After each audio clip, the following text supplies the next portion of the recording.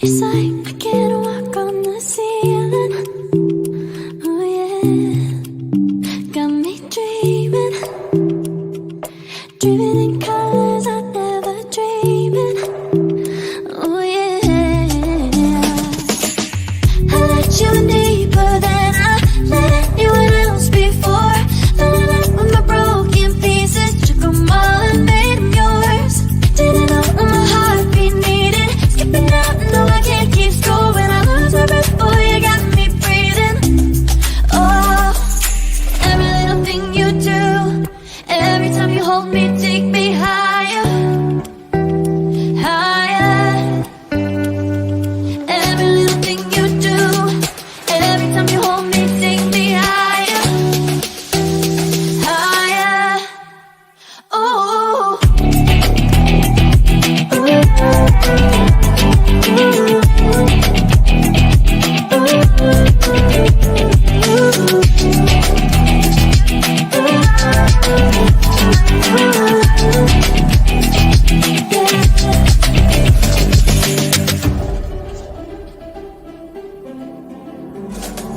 magic.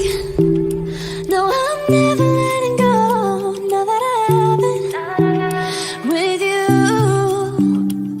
When you kiss me, it's like the stars fall out the sky onto my heart to cover up what I don't wanna show. I let you in deeper than I let anyone else before. Filling up with my broken pieces, took them all and made them yours. Didn't know what my heartbeat needed, skipping out, no I can't keep score. When I lose my breath, boy, you got me breathing. Oh, every little thing you do, every time you hold me, take me higher, higher. Every little thing you do, every time you hold me, take me higher, higher. Oh, you take me higher, you take me higher, baby, you take me higher, you take me higher, baby, you take me higher, you take me higher, baby, you take me higher, yeah, you take me higher, baby.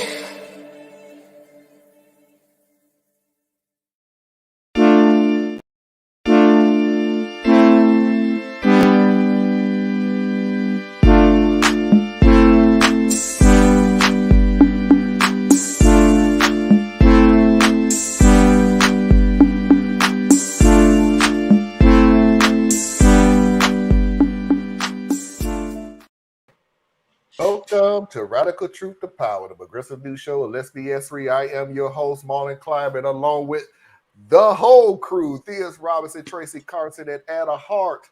Today, we will be jumping into the Clarence Thomas saga that has a update to it.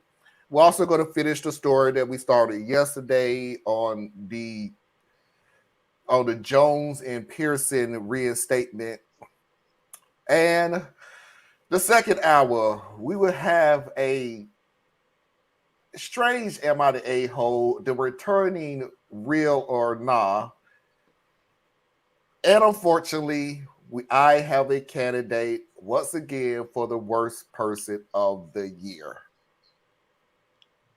Candidate, whatever. So before we even get started, Theus, how's everything going? Give everybody the great news, even though it shouldn't even be news anymore. But I'm doing well, and I made a new video. It's available on my channel. I thought Complex you was Mind gonna announce you slash were. Simple Man. I thought you were gonna announce you were expecting another child. I'm like, dang. Oh goodness, no. Oh no, no, no. Don't you wish that on me, Ricky Bobby? Hey, I need a new niece or nephew somehow. So somebody just start this up. Store is closed. We are out of business. Yeah. Well, they ain't no use looking this way. I was Tracy? like, oh, congratulations. Well, I'm not expected to be a mother. And I'm doing great. I'm doing great. You can always adopt. Yep, sure can. A lot of An older wonderful little child. kids wishing for it. Yep. That I could, but Yeah, that's what I thought. it would have to be a very special child, to be honest, very special. Cause all of this They got those awesomeness, too. Y'all are. but I'm doing great. I still haven't made a video yet. I was supposed to today, but I was like, you know what? I'm tired. I'm just gonna sit and do nothing. Okay. Anna, welcome back. Thank you. It was hard for me to stay on yesterday. The internet was too up and down. I couldn't even stay in the audience and still listen to you guys for that long. But I've had a good week, a busy week. I had a good nap today, so let's go. All right. Let's see who's out there. Anna said, let's go. So, okay. Mickey Hello, said, Hey, Mickey. Mickey. hello, Mickey. Hey, Hello. Mickey. Hey, Marlon Diaz, Tracy, and Anna. And a pair, and just like Anna say, let's get it started.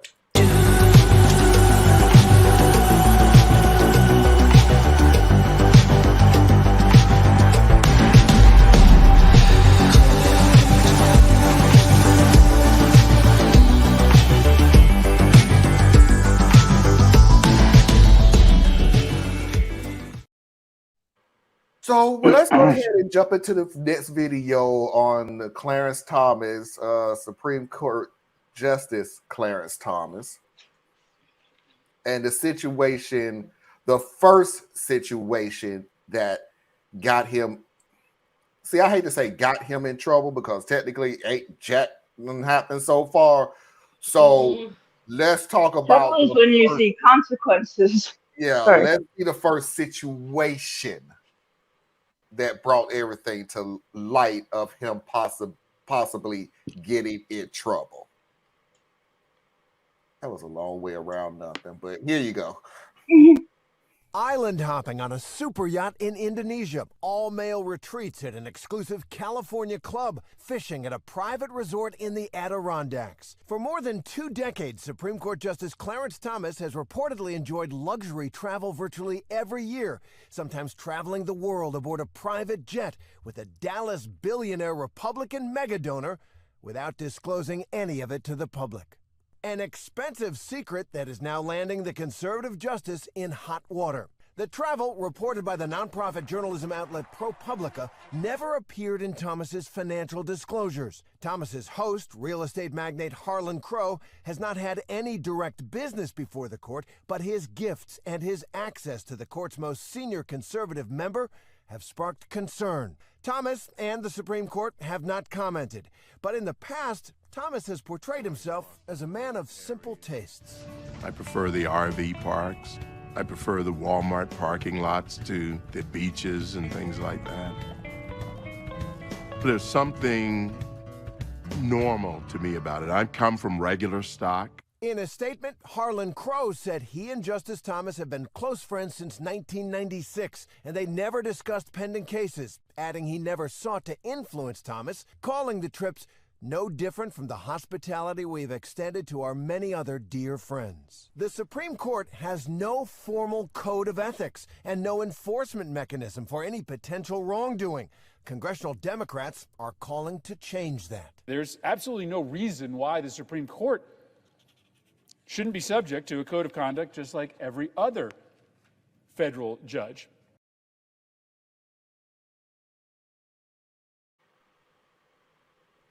Well, that Walmart parking lot sure did improve.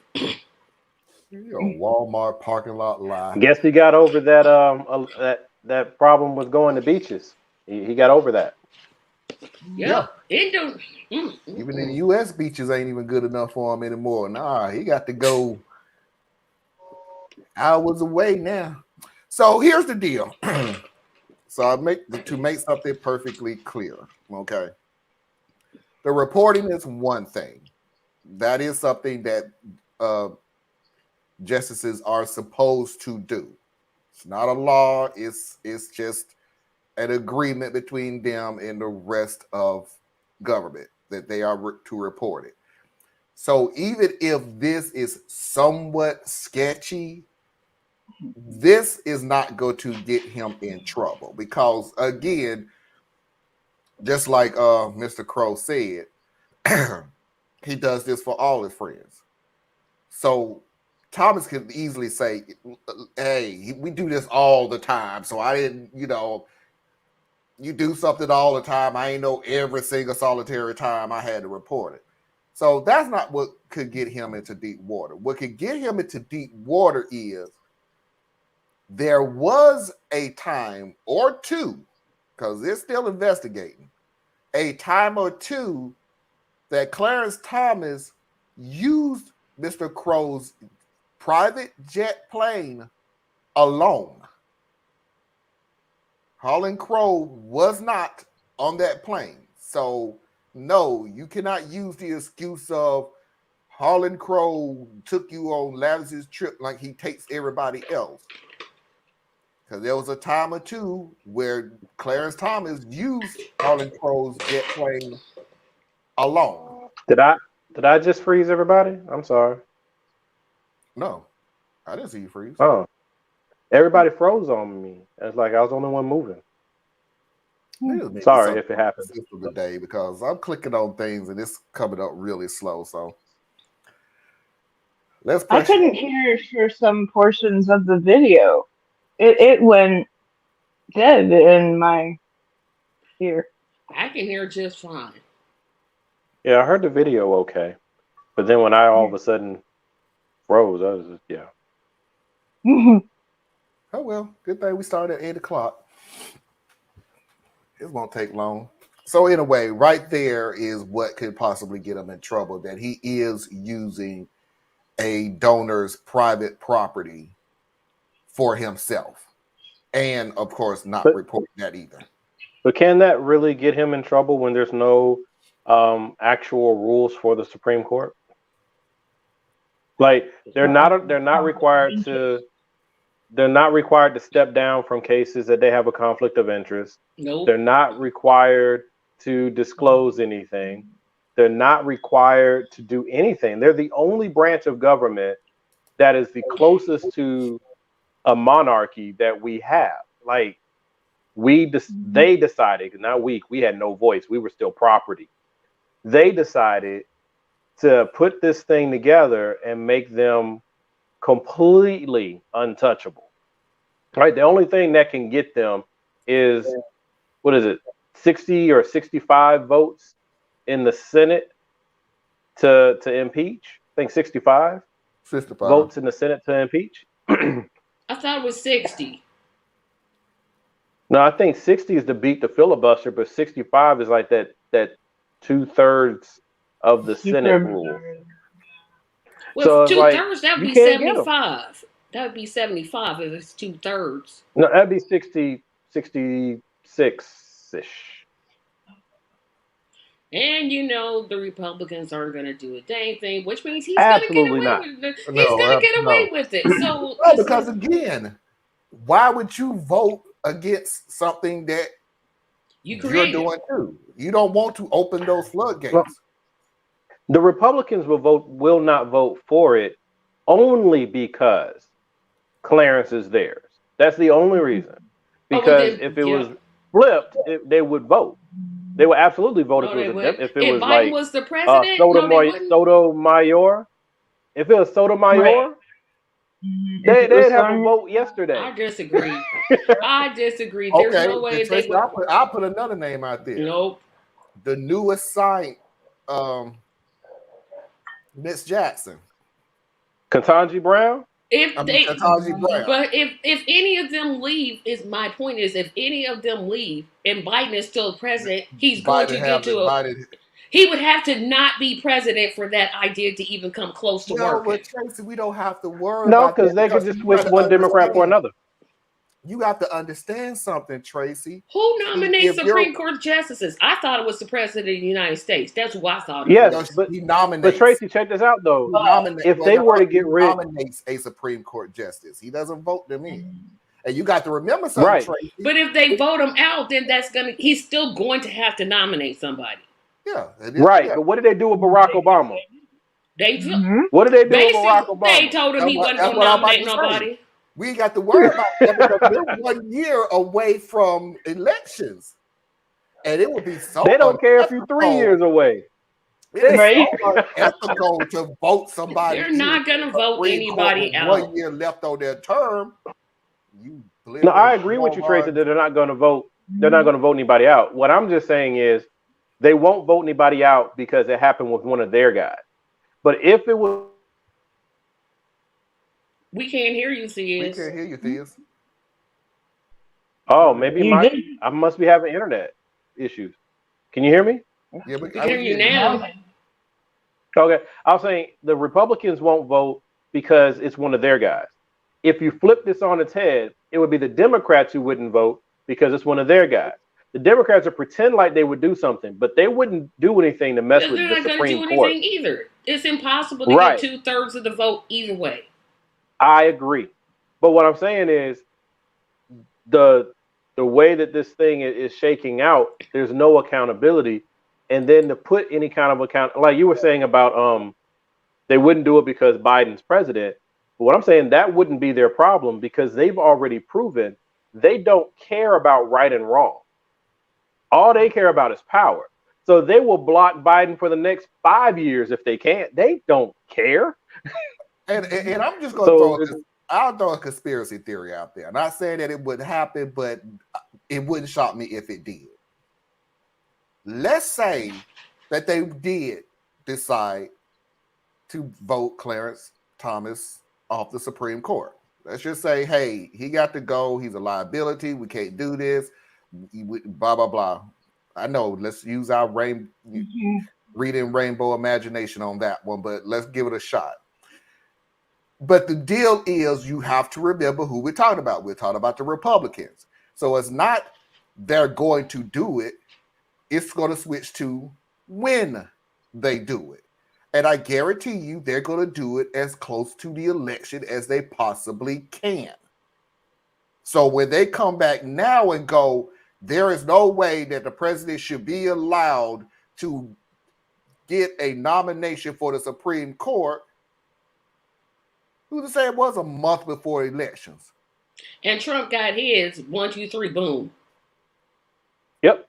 Because they don't care about right and wrong. No, it's all about winning and losing. And of course, everything that I said, you got to remember that we're dealing with people who will go, oh, that's not true. That Trump didn't do that. Trump had plenty of time. Well, I don't even know what you're talking about and everything else. See, it's not like they don't know that they're doing wrong. They just know how to play their base. I mean, you had Mitch McConnell when Trump was impeached the second time, literally stand up there and say he should be impeached. But guess how he voted? He voted politically. Yeah. He voted the line. He was these getting are his all mercenaries. They're all mercenaries. They're just there to get rich and score points. That's the whole thing. And the Democrats, this isn't a both sides thing. It's not, because I'm cautious about that. But I don't like either party. So I gotta call balls and strikes. The Republicans are horrible. They're corrupt. They're overly aggressive. They're ideologically driven. They're all the horrible things that can happen in a government. Same time, the Democrats would do their own version. Like, they're not going to try to run over the system, because Democrats don't do it like that. Our party is just way too variable. Like, there's too much going on there. But they wouldn't vote their own out, not if it interrupts the power of balance. Like, the balance of power, I mean. If they could do it after they've expanded the bench and getting rid of one person wouldn't cripple the system, they vote them out on principle. But as long as it's a power dynamic, the Democrats are just like the Republicans. They can be like, nah, we can't. No. And all the while, your boy Santos is still in Congress. Right. That literally. His name is not Santos. I don't know why I had that feel. I'm like, George Santos is not his real name. I'm just throwing it out there. Probably ain't. And it's probably not. But what I'm saying is, his name could be every John time. Francis. It is still ain't I think That's how bad these Democrats are at playing any level of the game. One, you got Schumer and his crew are just too old to be doing it. I'm sorry, they are, right? They too passive, they too whatever. But I don't care what anything the Democrats say, do, or try, and the Republicans come back and say that it's immoral or whatever. All you got to do it every time, George Santos. Thank you. Every single time. Just this dude the Democrats are out to do such and such. George Santos. Don't say nothing else. You ain't got to say nothing else. That's it. All right. All right, let's get to the second. This is the update on Clarence Thomas. He's resigning. I literally would have. I know. I'm just saying. I'm just trying for anything. Well, try lawyer standards because that ain't it, buddy. That is so far from. Anyway, here's the update on the Clarence Thomas saga. This morning, growing outrage over Supreme Court Justice Clarence Thomas and his financial ties to a real estate mogul. Public records obtained by the nonprofit journalism outlet ProPublica appear to show billionaire Harlan Crow purchased 3 properties in Savannah, Georgia from the Thomas family in 2014. Among them, the single-story home where Thomas's mother had been living and where the conservative justice spent part of his childhood. That is the worst place I've ever lived. My all-encompassing word is gross. I mean, it was putrid. Crow reportedly paying over $133,000 for the home and 2 vacant lots, significantly more than ProPublica reports for other properties that Crow purchased on the same block. Just $40,000 for a pair of buildings bought a year earlier. In a statement to ABC News, Crow said the properties were bought at a market rate with the intention to one day create a public museum at the Thomas home dedicated to telling the story of our nation's second black Supreme Court justice. Either way, Thomas now faces legal questions after failing to report the purchases on financial disclosure forms. Although Supreme Court justices are not bound by any code of ethics, a decades-old federal law requires disclosure of financial transactions over $1,000. That includes real estate sales. Whether or not this type of ethics violation is going to actually result in any kind of penalty is a big question. This is really, we're in uncharted waters here. If you were a normal government official, there's an entire sort of ethics infrastructure to enforce these rules. But one of the big questions here is whether anyone actually has the power to enforce the law when it comes to Supreme Court justices. Thomas's ties to Crow run deep. He's called the GOP mega donor a dear personal friend. ProPublica's earlier reporting of Crow's funding of years of luxury travel and vacations is already raising questions. The justice said in a statement last week he was advised that this sort of personal hospitality from close personal friends who did not have business before the court was not reportable. Justice Thomas has not commented on this latest report, but congressional Democrats are already calling for an investigation. Others are calling for him to step down, guys. Okay, Rachel, thank you. And he'll step down when I hit the lottery. What's funny to me, I heard it was in probably one of those, but it was a longer version. They touched on the rich guy. First of all, Clarence ain't poor, okay? He's been there forever, and he makes over $200,000 a year, and we pay for most of his expenses. The man is okay. But he comes from a dirt poor place, and his rich friend goes and buys his mama's house.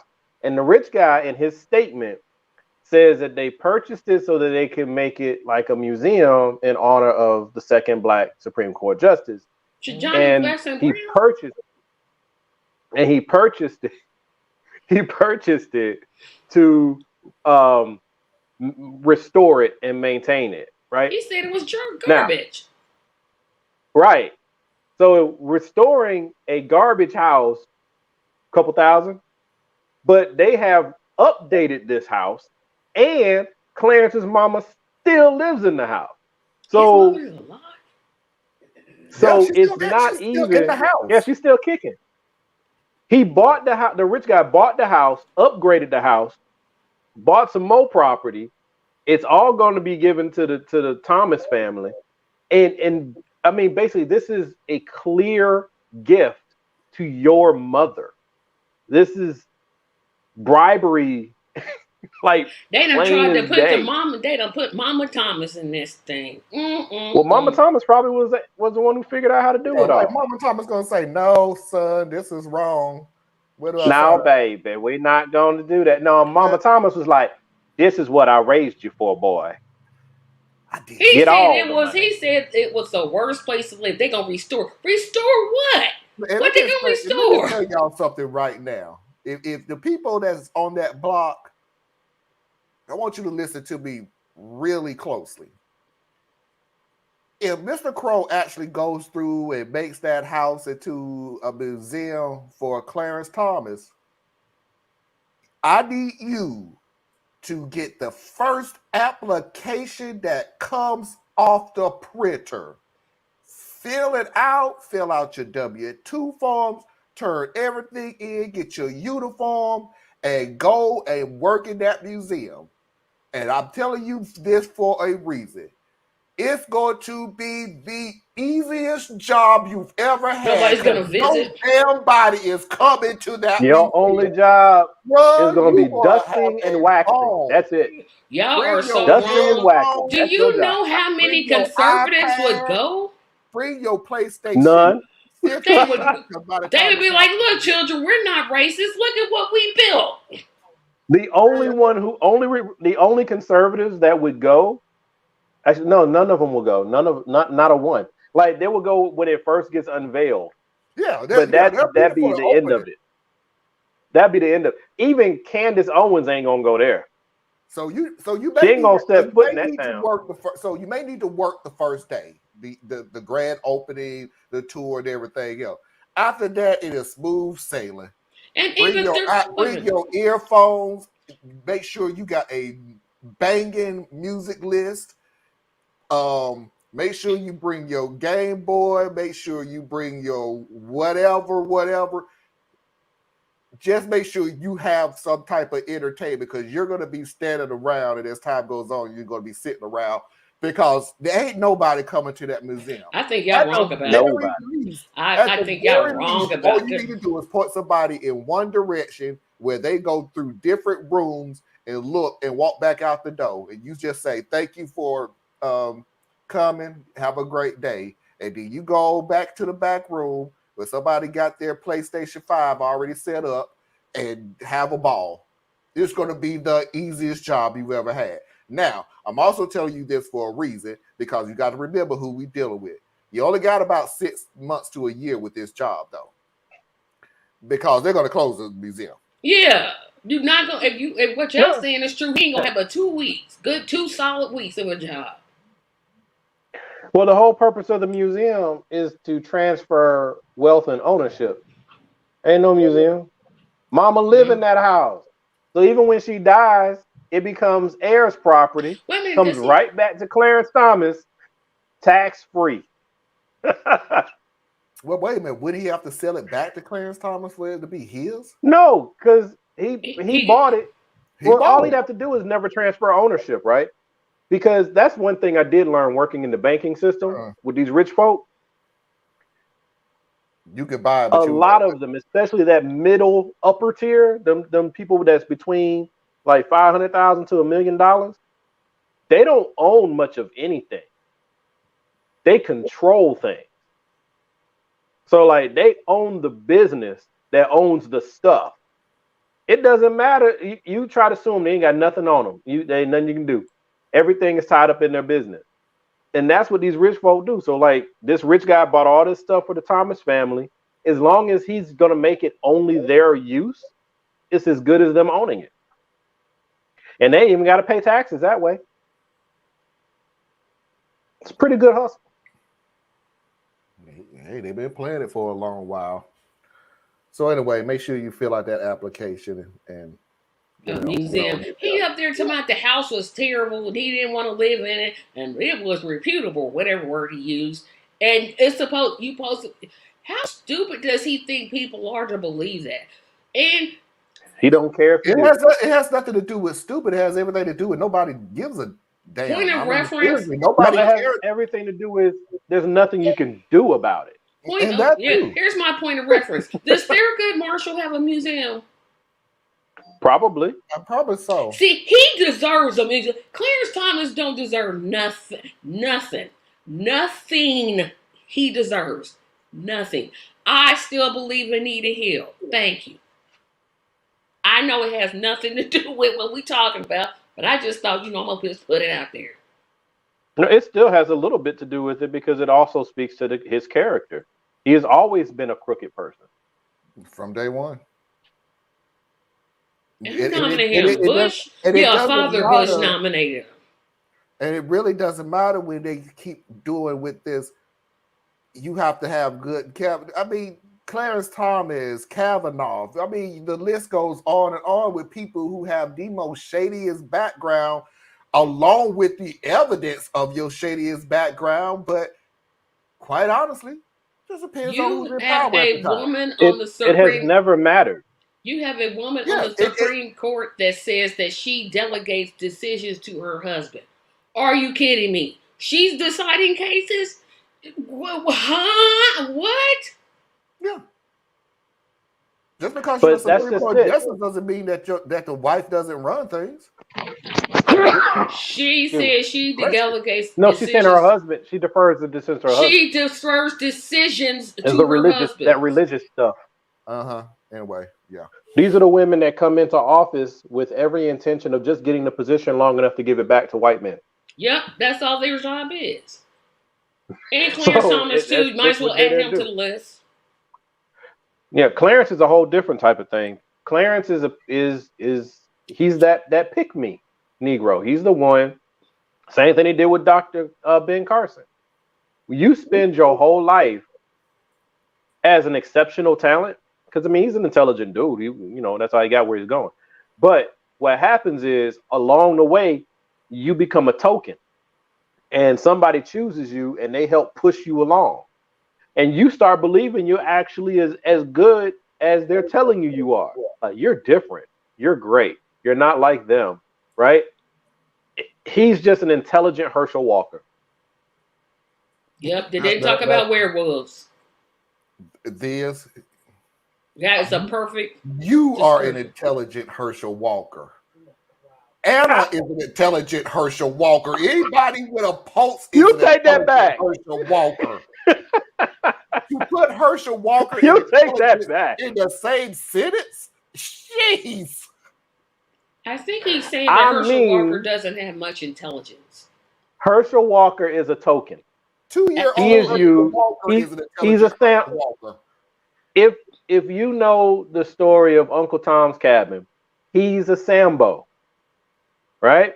And there's always going to be a Negro for sale, because so long as you keep our community at the bottom of this caste system in America, you will always have hungry and desperate people to choose from. And so they just go find someone who is vulnerable and someone who wants it bad enough, and they groom them and they form them and they push them along. And then that way they become one of the few. There's not taken away from how smart they are, but they were groomed and put into position. And then they start thinking it's really about them. And now they'll do the work for you. You don't have to tell them what to do. They'll go do it for you because they think that's what they're supposed to do. It's sick, it's twisted, but it's human psychology and it's American history.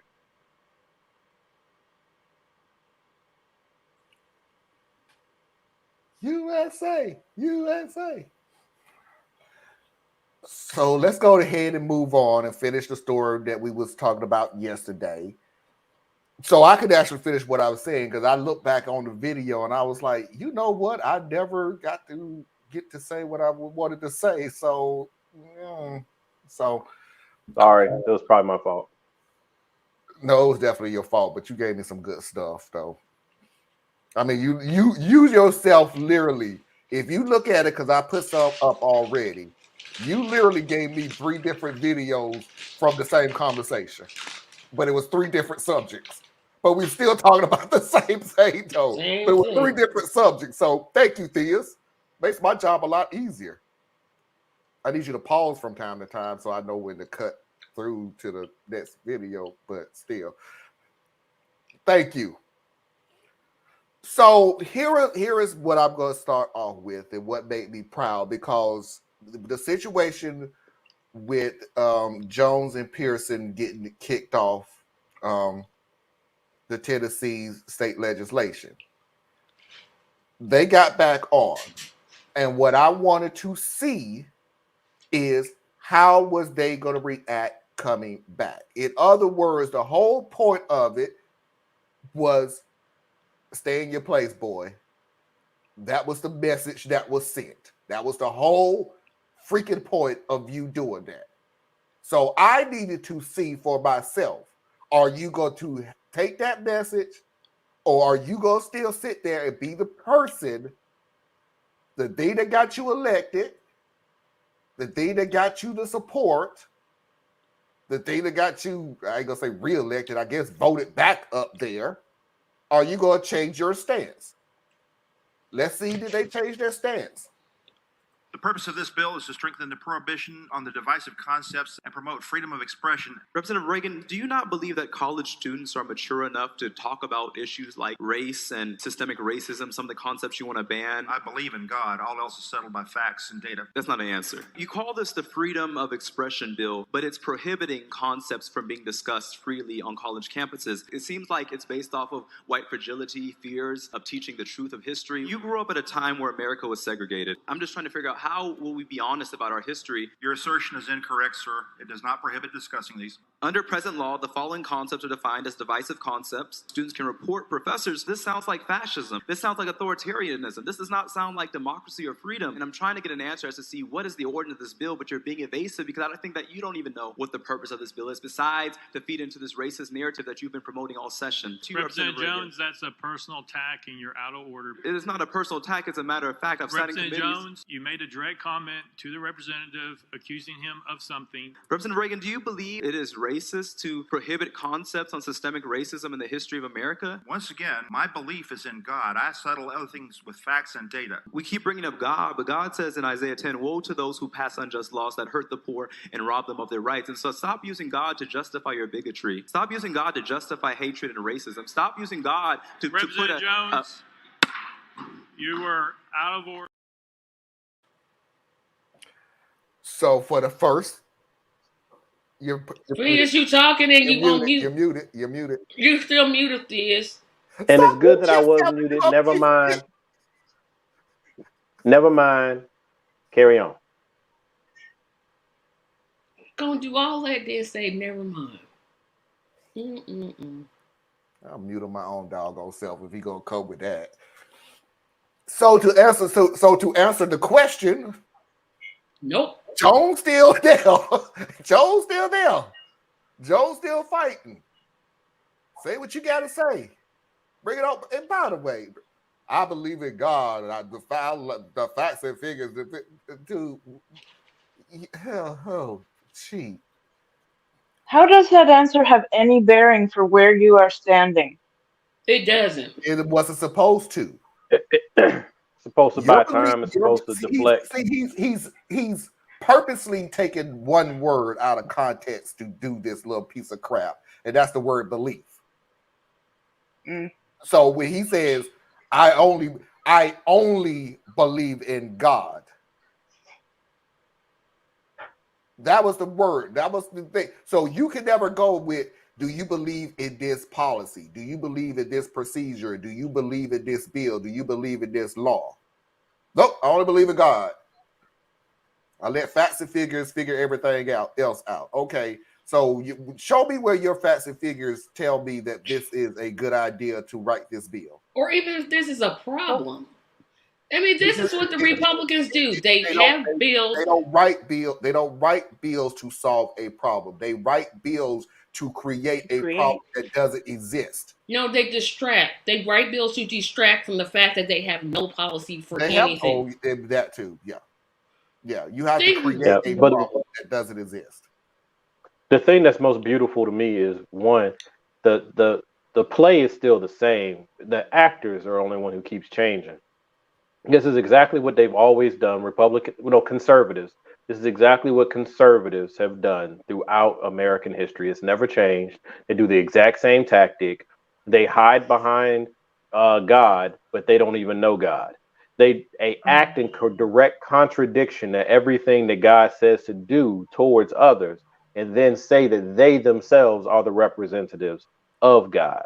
They're devils. I'm gonna be real. I mean, I'm saying they're devils not in the way that Elijah Muhammad called them devils. I'm calling them devils because a thing is known by its actions. So if your actions are devilish, you are a devil. So that is why it was so refreshing when, take it however you wish, these two young men are both, if I remember correctly, they're both ministers. So you are going up against someone who knows the word as well, if not better, than you do. So what was so wonderful about that interplay was he didn't take the immediate bait.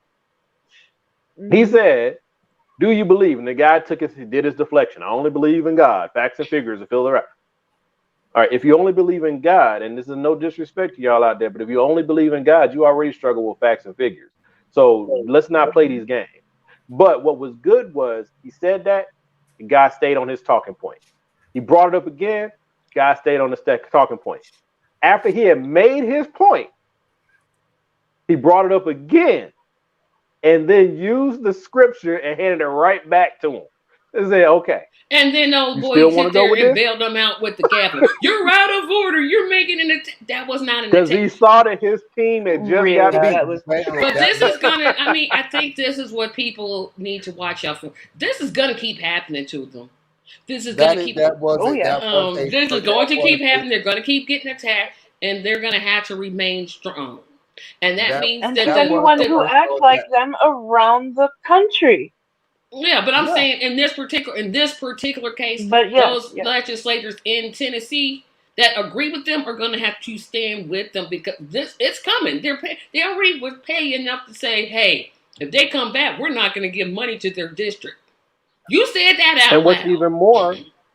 What's even more is, like I said yesterday, we got to focus on the bad guys, like Tracy just said. And then on top of that, it's not even a matter of these two young people staying strong. Hopefully they do. But the way for them to stay strong is the community needs to stay strong. The community needs to continue to support and take care of these people, right? Because so long as you got somebody backing you up, it's easier to be brave.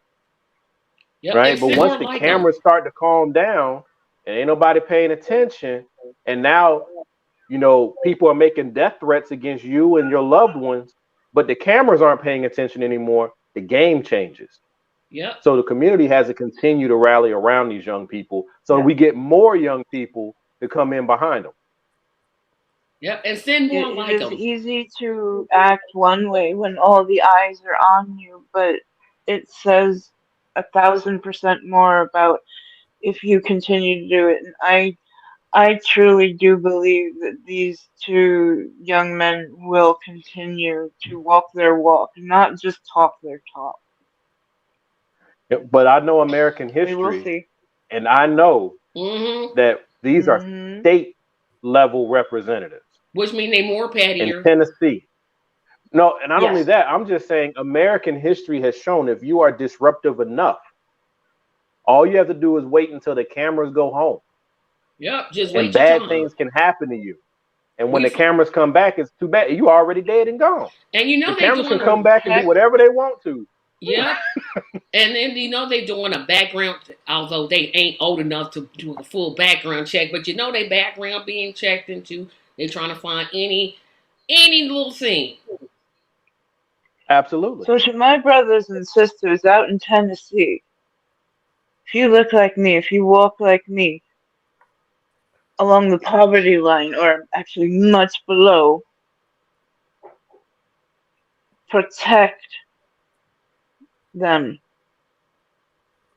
Please, I am begging you.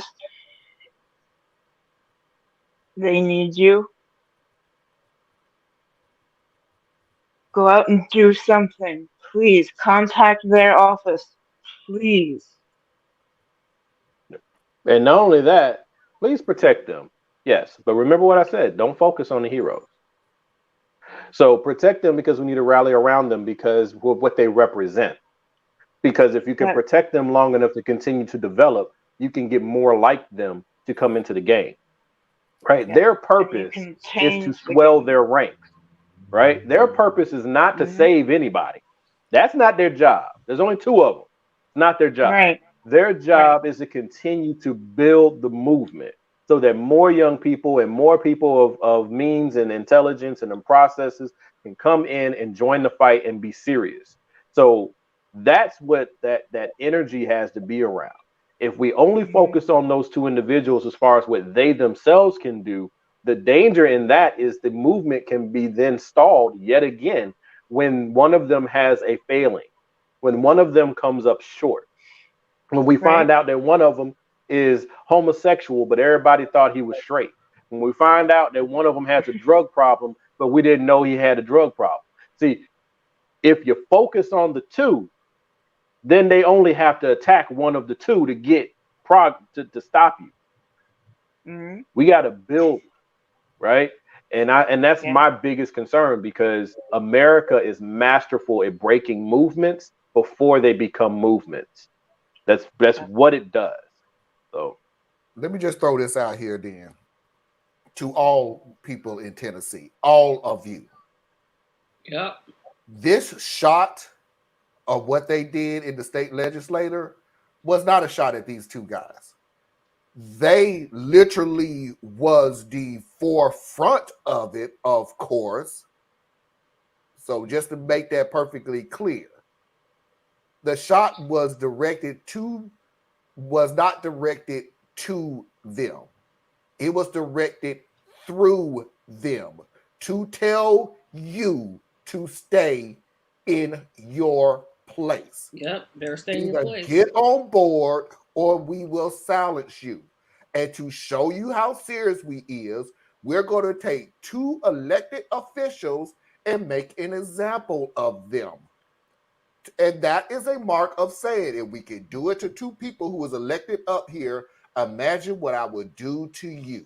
And you don't even have the office. And you don't even have power. And here's another one. Here's another one, not to overlook the lady, right? I was just thinking about her, that you better stay with.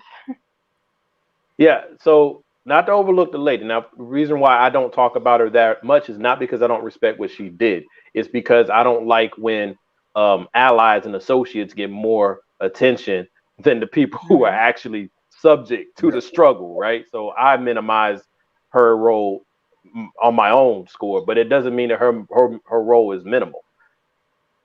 They were also sending a message to her. Yep. Yep. We saved your job. You are on the wrong side of the line, and we can get you just like we can get them, but we're going to spare you this time. They sent her a message too. Yep. Yeah. They want to break your allies just as much as they want to break you. So just to make it perfectly clear, it is we can get to you at any time. One way or the other. One way or the other. Either get on board, get out of the way, or stay in your place. Or get ran over. So let's go ahead because we only got like 10 minutes. So let's get to Pearson. We know Jones ain't playing. Jones is the same. Jones is going to stay the same. Okay. Let's see if Pearson is the same way. Deeply concerning bill when you begin to attack education and educational institutions that seek to tell the truth about racism, sexism, quote unquote divisive concepts. An individual, by virtue of an individual's race or sex, is inherently privileged, so we can't talk about white privilege. Racist, sexist, or oppressive, whether consciously or subconsciously. Subconsciously, I'm assuming sponsor means we can't talk about biases, which we all have. An individual, by virtue of the individual's race or sex, bears responsibility for actions committed in the past by other members of the same race or sex. This is to prevent white folks in particular for being told they had anything to do with enslavement a meritocracy which does not exist because a society that committed genocide against Native Americans, enslaved Black African American people for over 250 years,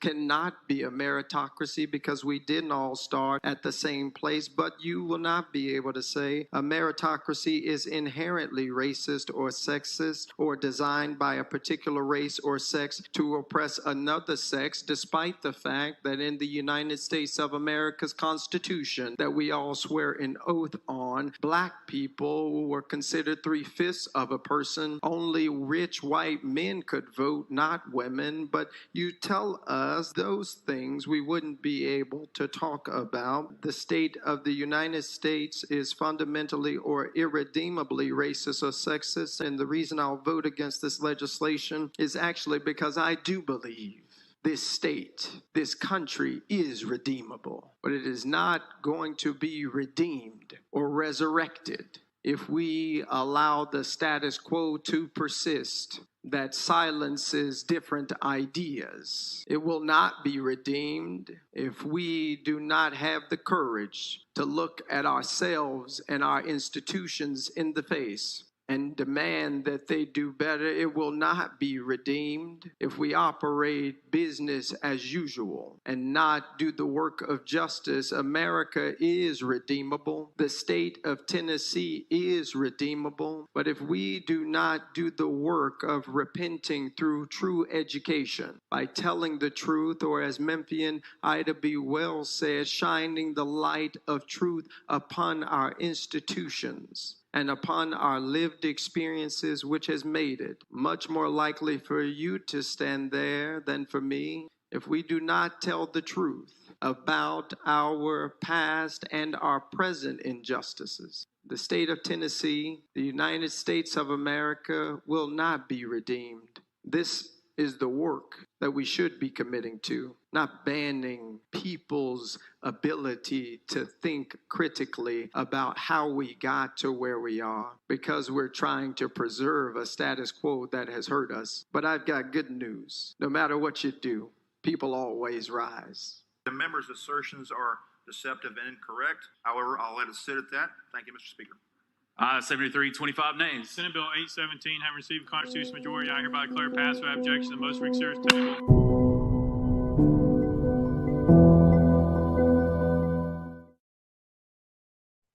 The gentleman's statements are deceptive and incorrect, but I shall let it lie right there.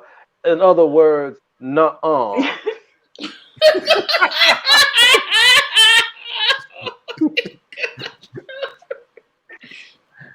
I was going to ask at the very end, that's very small for me to read. Tennessee Holler, and I can't remember what the last part of it was, so I'll look it up later and find out. Oh, no. You might as well.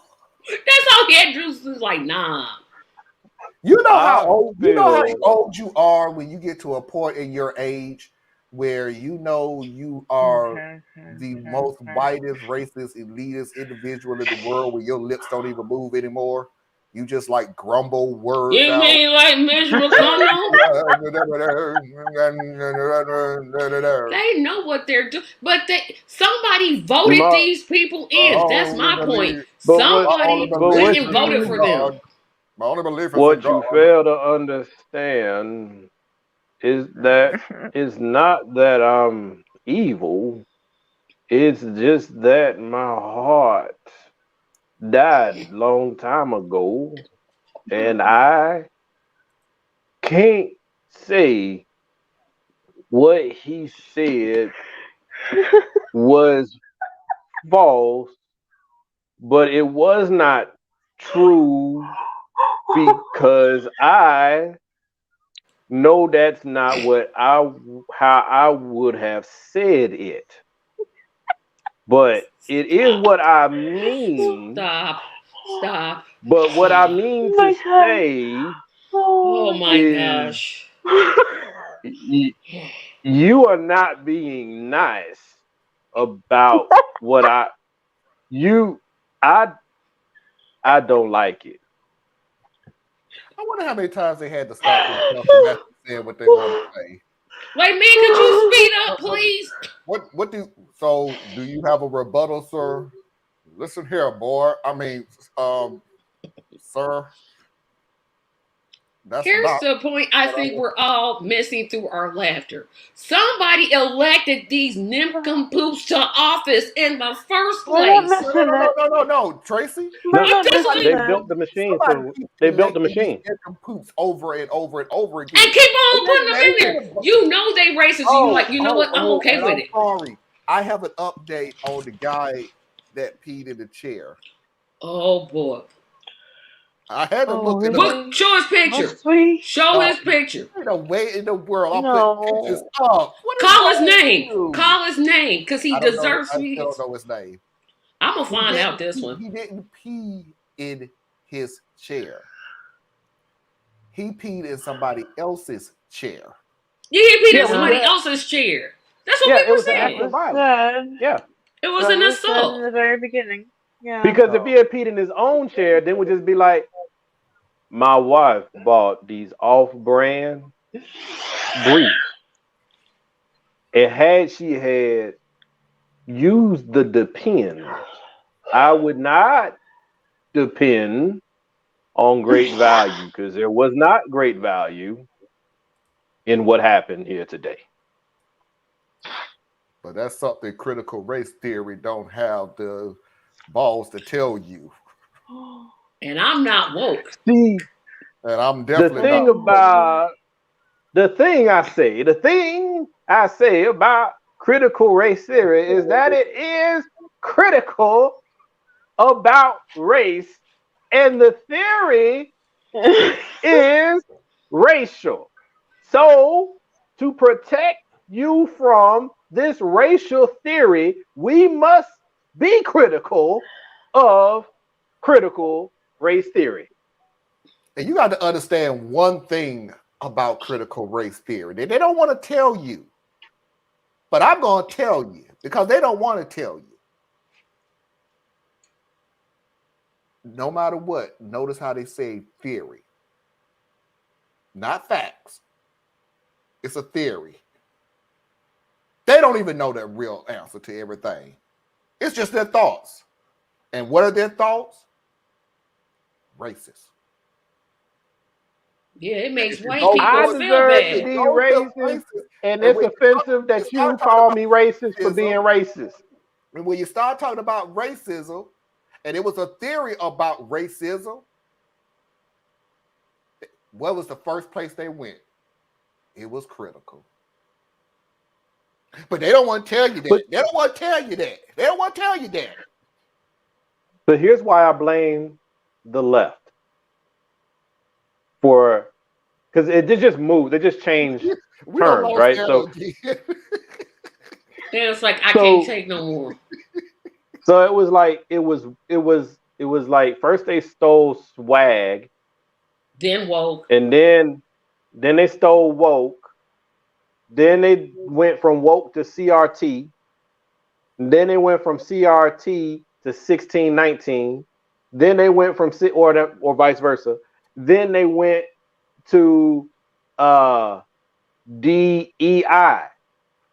I don't know what's going to be the next one, but it's the same outrage. They just move it to another word. They're waiting to find out there's somebody with a pencil and pad whose job it is to pay attention to black media and find out what words are we using, because we're going to need them in about 90 days so we can weaponize it and change it. So what I say, whoever you are out there with your pen and pad, the next word is slizzer. The next word is slizzer. And we need you to leave that word alone. Don't use slizzer. No sentence. Nope, don't use it. That's our word. Don't use it. Not slizzard. Slizzer. See, slizzard is what we say when you've been drunk and your words ain't right. Wait, help me out there. Are we using the hard R or the soft A? You know, I think we should go with the hard R. Oh, that's the rough one right there. That's the rough one. Yeah, because see, Slizza might mean something else. I don't know. But either way, Chad, is that your name, Chad? You don't use that. There are black people named Chad. I didn't say there wasn't. Okay, the dude with the pad that's taking up our words, name is Chad. It's Chad. Not Chad Ethan, Pagami. not Timothy, but Chad. Chad Pagami. And on his birth certificate, it says Chadwick. Nah, there are black Chadwicks. We just buried a Chadwick. You know, not that just. I mean, he's been gone for a while. I would have maybe Chadford, but okay. Yeah, I don't want to. Yeah, don't do Chadwick. They don't deserve. Nah, they don't deserve it. It's just a name. I would have went with Chancellor because it sounds more. Yeah, like, Chancellor sounds Chancellor sounds like somebody who got to college and went. No, my name Chad. Chancellor. Chauncey is even worse. Yeah, Chauncey is there. There you go. And Chauncey is really bad because Chauncey could be like the uptight, rich white kid or the butler. You don't even know which direction that name or the chaplain or the chauffeur or something. It goes either way. So you got to be real careful with Chauncey. Chauncey can go anywhere. Yeah. All right. So either way, just don't use Slizzer. Don't use that. With the hard R. Slizzer. With the hard R. Slizzer is okay in context. But don't use the hard R. Yeah. Can't just let them be out here just ransley-pansley using it. We gotta protect you. Look, we gotta go ahead and take our 3-minute break before we kill Hannah. Because Hannah's dying over there. Oh. So we're going to take our 3-minute break to reboot and refresh, and we will come back with Am I the A-hole, real or nah, worst person of the year candidate, and of course, Foxy videos of the week. So stay tuned.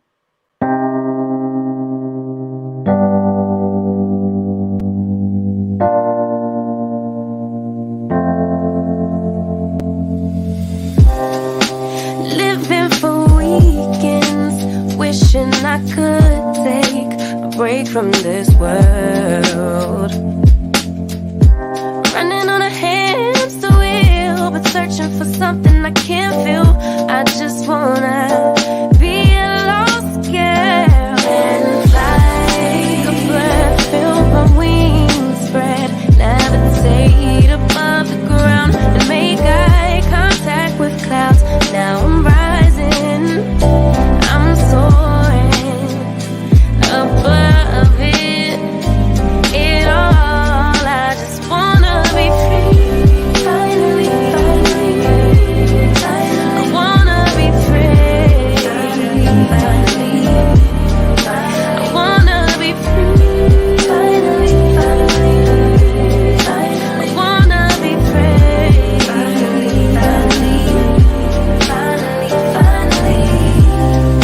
I always stay dreaming, never imagined I lose my spark. Living in this crazy time, putting back the pieces of my mind. I know how to run from the dark and fly. Take a breath, feel my wings spread, levitate into the clouds. I'm so high above the ground, I'm rising, I'm soaring above it all. I just wanna be free, finally, I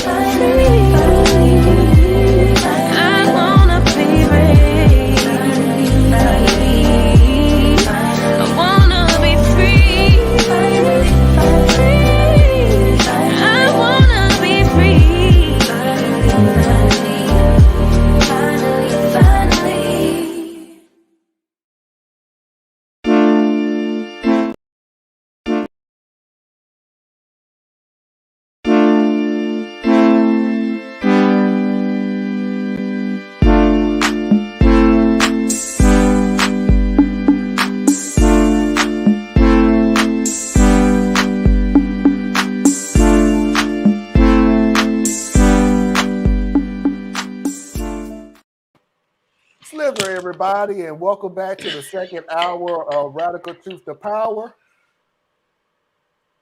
As always, we're going to go ahead and pay those bills. Please do not forget to go to patreon.com/a better Tracy media page. Help support Tracy in all of her endeavors. Please do not forget to go to patreon.com/a complex mind. Help support Thea's in all of his endeavors. Please do not forget to go to my Patreon page, patreon.com/radical truth to power, exactly the way it's spelled, capital R, capital T, capital T, capital P. Please do not forget to go to Ada Hart's website, Pirelli, etc. Learn something that you didn't think you need to know, but you should. And as always, if you want to drop me a line, you can do so at radtp@outlook.com. That's RADTP@outlook.com. I slizzard the crap out of that thing, boy. You can't mess with me. Man, that was straight slizzer, dude. That was straight slizzer. I slizzard the crap out of that, boy.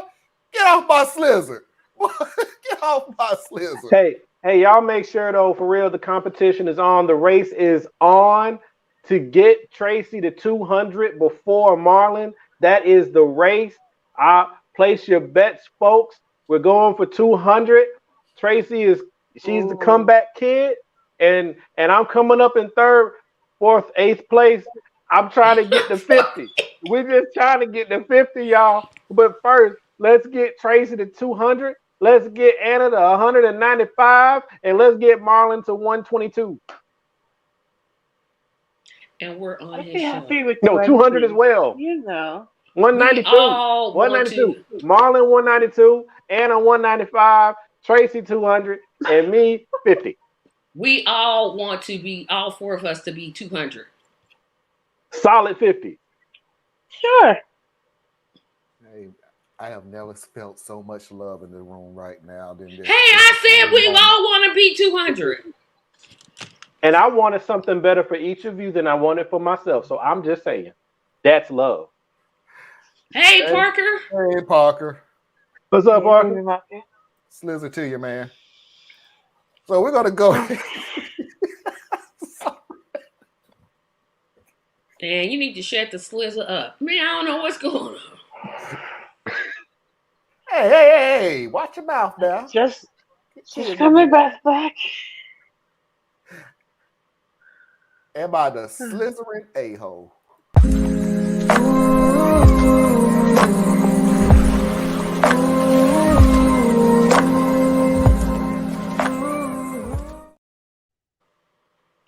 Go ahead and answer him, Tracy. Go ahead. So it's what not happened? So much that I think this person is or is not a-hole. I wanted to play this story because it's more or less portray that when and this is my opinion of this, okay? I'm glad I got Anna on here, so maybe she can opine on a little more in depth on this than me. That mental health is really, really real, even when materialistic, there should not be a reason to have it. So just keep that in the back of your head. You'll understand after you hear the story.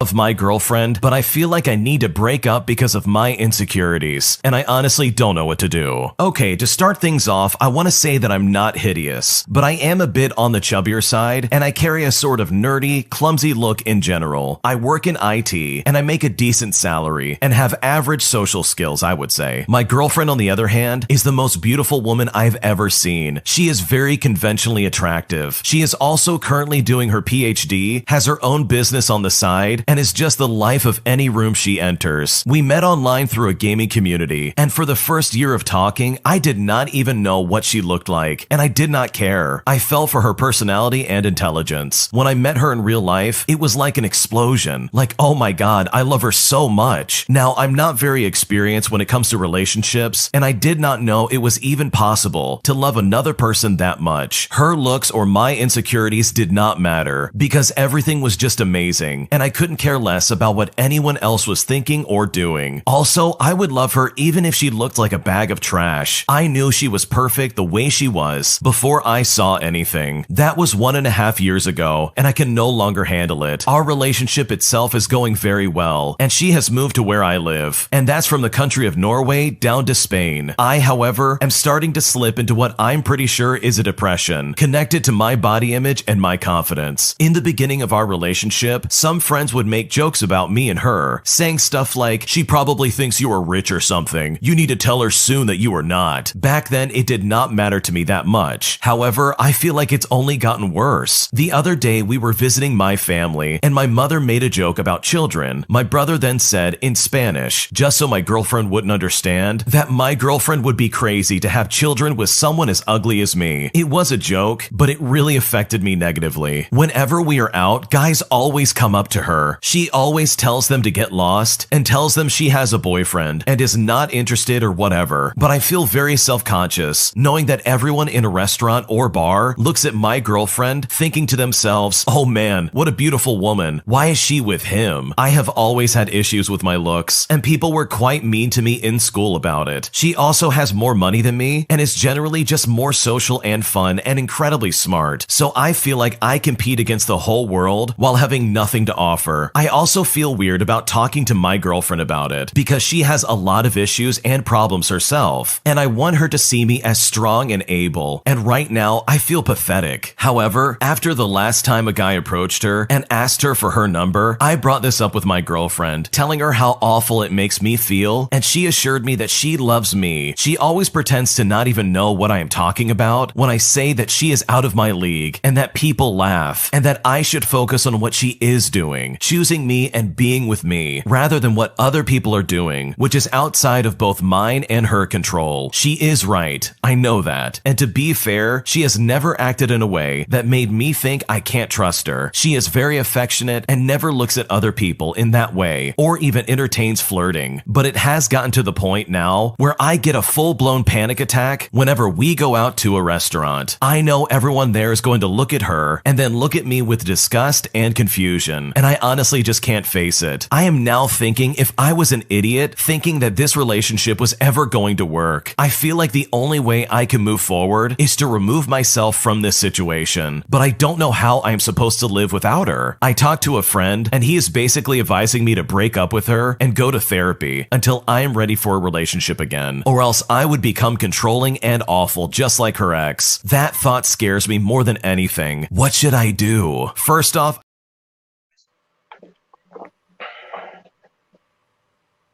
well, just I'm going to be insensitive, so somebody else do this one. Words matter. This is Emma the A-hole?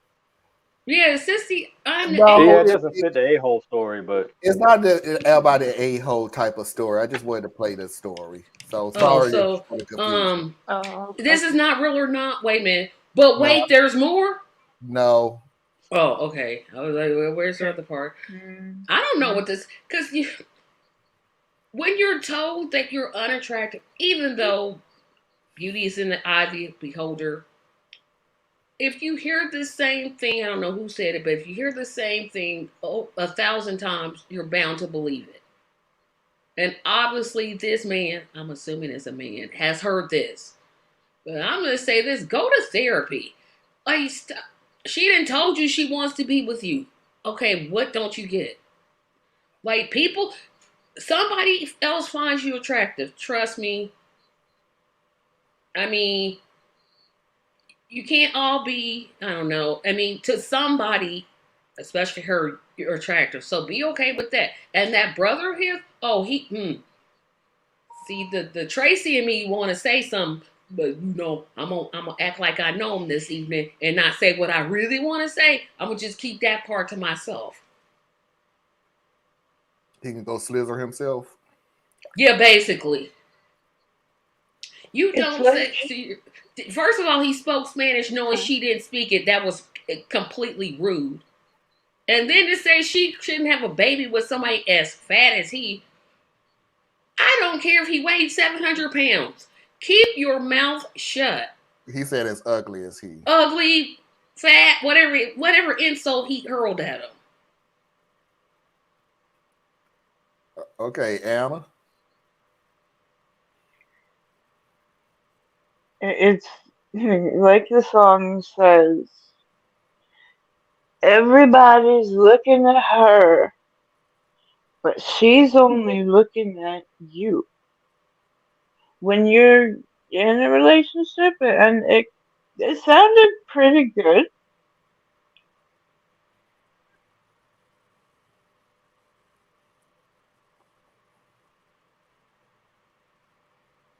I mean, dude, she's giving you all kinds of.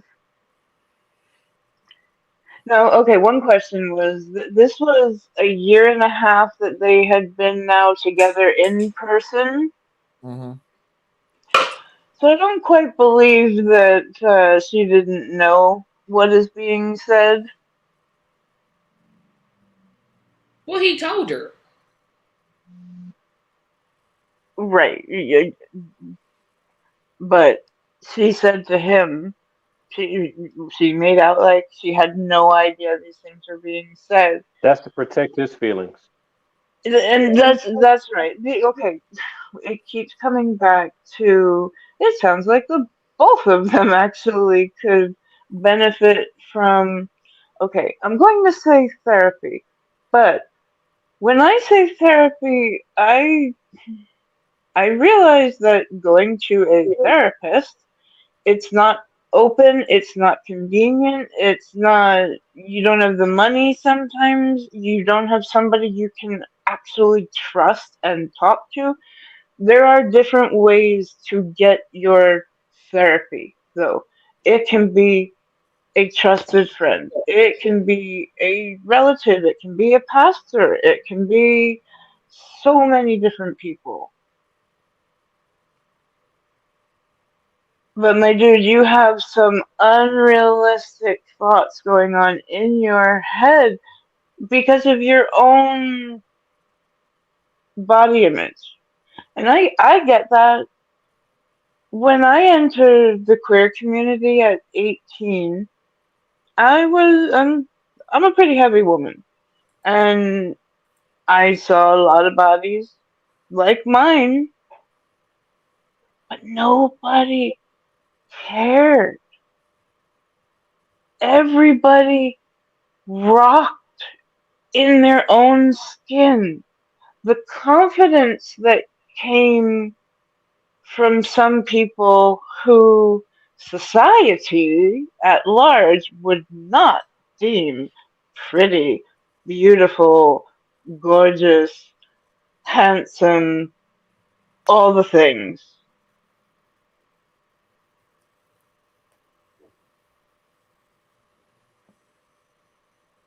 When you learn that there's more to beauty than what's being shown on the outside, things start to make sense as to why you can click with people who you think they're out of your league, but the fuck is a league? We're all people, we're all trying to find partners. Well, not all of us, but um most people would like to find somebody.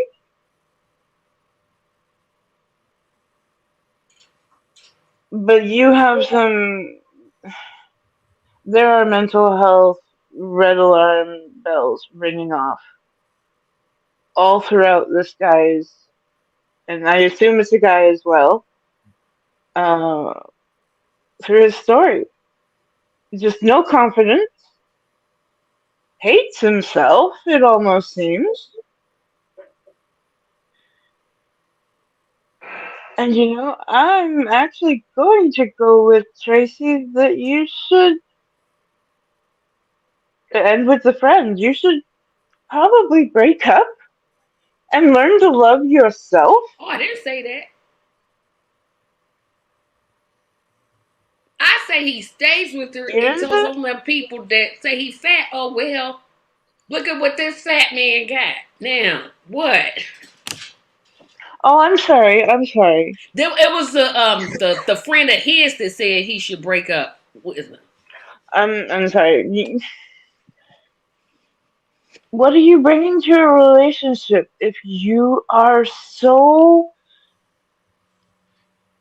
invested in what you cannot bring rather than what you are doing together?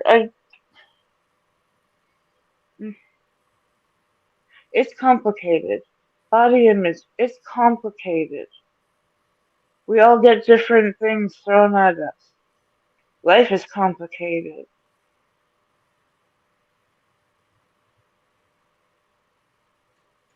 And I'm not saying the relationship shouldn't happen. You got some stuff to work out.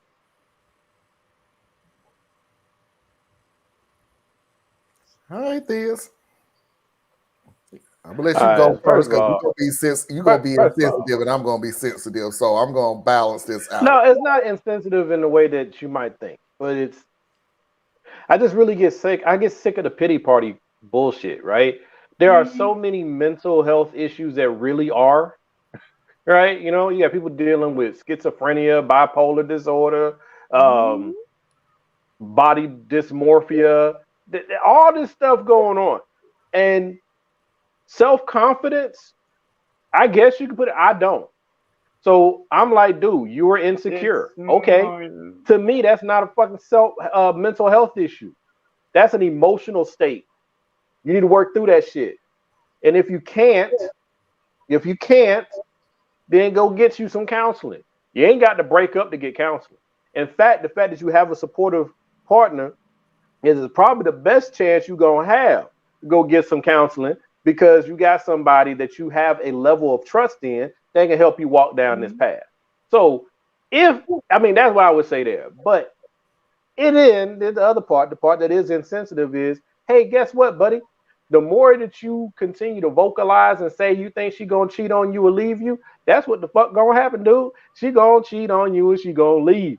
Or you're gonna be so convinced that she's gonna do it that you will be the one that cheats on her. Because even with your self-image problems, you are gonna want to do a heat check to see if she's mistaken or if you actually are this or that or the third, and then you go and mess up. So I just ain't got time for it, man. This is like a normal relationship. You got a girl that at that moment in her life, she wanted a smart, geeky dude, and she fell for. I'm not gonna say fell in love because I don't know where they are in their relationship, but she fell for your personality that was able to shine through because your physicality was not sitting there staring her in the face. And it wasn't a distraction for you, and it wasn't a distraction for her. So she was able to get to know you. So now you got somebody who likes you, and you have yet to find a way to like yourself. So you keep trying to project onto her. I don't consider that a mental health issue. I just don't. I think that's normal human behavior and normal human development. He doesn't have a lot of relationships under his belt, like he said. So he hasn't had a lot of practice at figuring out how to be with someone else and the complexities that come with it. So he's just immature in this particular arena. And you work through it, right? But how do you learn how to be a player? You get played. How do you learn how to deal with being cheated on? You get cheated on. How do you, these are the things we learn through relationships. But did the brother have to say she wouldn't want a baby with somebody as Good ugly point. as you? I'm glad you bring that up. First of all, that's his brother. Brothers say all kinds of stuff to each other. All kinds. And when the chips are down, his brother's going to be the one that's going to be there for him. So brothers say all kinds of stuff to each other. We call each other stupid. We call each other ugly. We call each other fat. And the funny thing is, he can say that because guess who's related to him? Guess who shares his DNA? So I'm not saying it's all healthy, right? You can have unhealthy sibling relationships. But what I'm saying is this brother, from what I picked up in this little snippet, he took a shot at his brother, but he didn't take a shot at his brother in front of his girlfriend. He very well could have said it in Yeah, English. he did. But he said it. He said it in He said it Spanish. in Yeah, he did Spanish. take a. No, He said it in Spanish. She was You there, missed and it, because she didn't Tracy. know it. Exactly. Right. That's the point. That was He him said being it in considerate. Spanish. That's she not would not- considerate. That's rude. Tracy, he said if you'll it hear in what I'm Spanish, saying. so she wouldn't understand. That's the equivalent of not saying it in front of her. She was in the same y'all room. stretching that one for me. I'm not stretching it. I'm sitting here telling you that's why if you have friends who speak other languages, I don't know. Do you have any friends who are like bilingual or speak other languages? I have friends All who right. speak other So languages. sometimes they have conversations and they'll break into Spanglish or they'll break out of straight up Spanish because everything ain't for everybody's ears. But it occurred to me to say it. So I'm gonna take a jab at my brother because I like watching him be uncomfortable. So I'm gonna say something to him, but I don't want to mess with his relationship. So I'm gonna actually say it in a way she doesn't know what we're saying. And it's not, maybe it's not the best thing to be doing, but it's not something to make a big deal out of. He has bigger issues than his brother making a joke. Because I promise you he's heard it many times before. And his brother may have something to do with his personality or his how he sees himself, but I doubt it. He probably gets it from something more than that. He probably gets it from being out in public and constantly measuring himself against other people and thinking that other people are doing the same thing to him. I've seen it way too many times. Whatever your flaw or concern is, you turn around and you project it constantly. And you think that people are seeing you the way that you're doing it, and they're not. They don't even care about you. They don't acknowledge you. You just another person talking to them. But because you have a problem, you think they see your problem. And then it creates a new problem. He can destroy this relationship with this girl just from what he's doing to himself. Oh, yeah, now that I agree with. Okay, here's my take. And if he really want to lose weight, lose some weight. If he can't, come to grips with the fact that you tried and this is where you are. He said everybody on the can't chubby be a side. size 6. Did you say size thick? 6. Size 6. I was like, wait a minute, men that size 6, that ain't men don't measure themselves like that, right? Only women. Yeah, everybody can't be a 28-inch waist. Yeah, okay, thank you. I'm like a 6, but men don't measure themselves like that. Because 28 is considered slim, right? Yeah, 20 to 28, 35, somewhere in that range is considered Nah, ain't no slim. 35. You cross over 32, you start to head out where I'm at. But Marlon, he up there with that 26-inch waist. Man, I ain't touched 20. Anyway, the point is,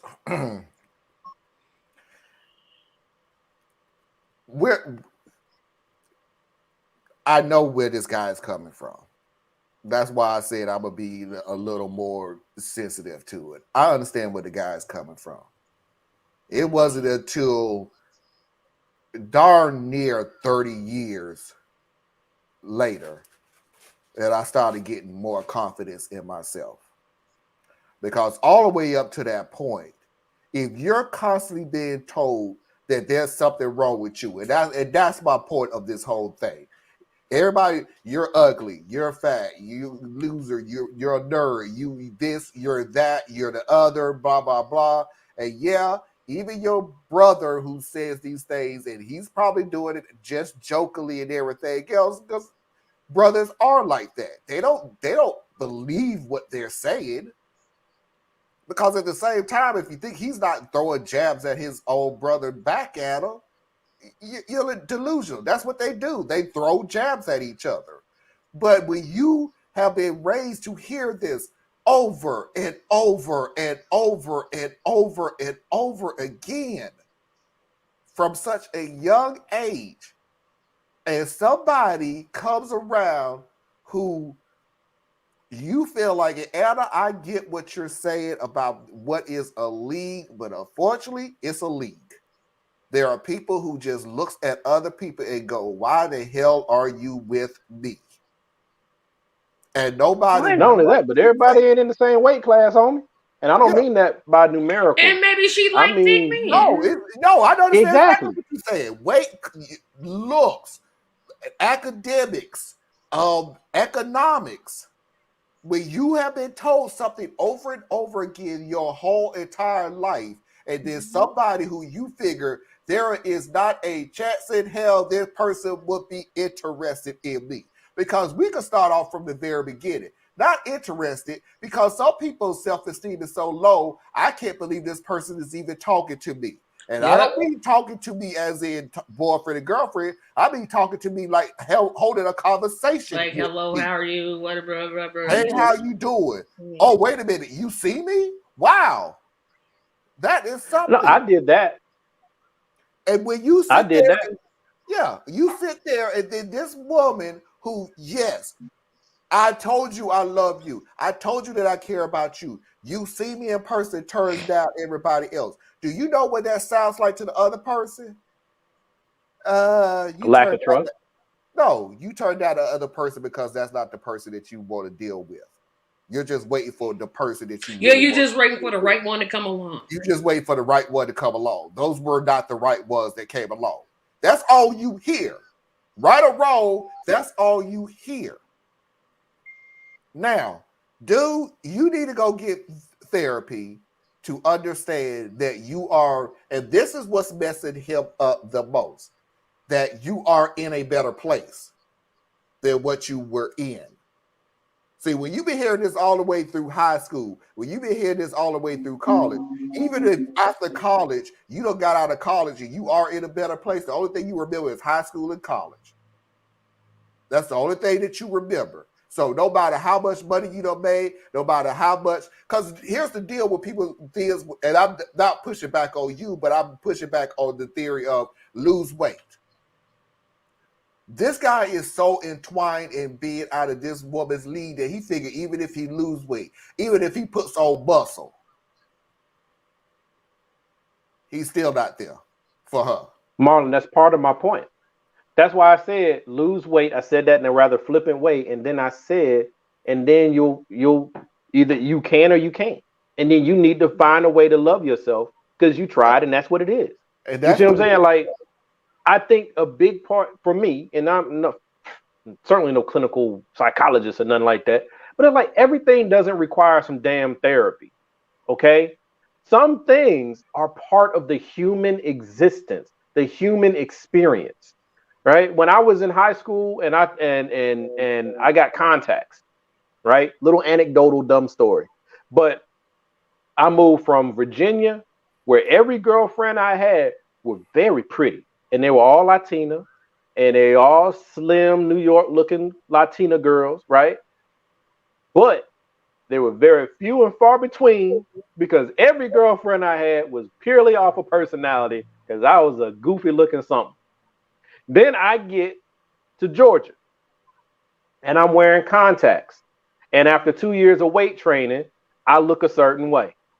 And girls started paying attention to me for how I looked. And because of what I had grown up under, I thought all of them I legit thought they were picking on me. I thought I was being, like that movie thing that they do, like Date the Pig type thing. I thought that's what was going on. Because I couldn't get past when I liked somebody, I couldn't get them based off of physical attraction. So I get where the dude's coming from. But what I'm saying is he also said in his story that he doesn't have much experience dealing with members of the opposite sex. So he needs the opportunity to grow and develop. And he needs to take his lumps. He needs to learn his things. Right now, he's trying to find his way through an unfamiliar part of growing up. And I don't know. And he may need therapy. He might be that messed up. No, right? I'm sorry. That's not fair. That's not fair. He may need that much guidance. But here's the funny thing about it, though. What you just did, all that you just did is therapy. And that's the problem that he may be going through that nobody's sitting there telling them. It's not all therapy.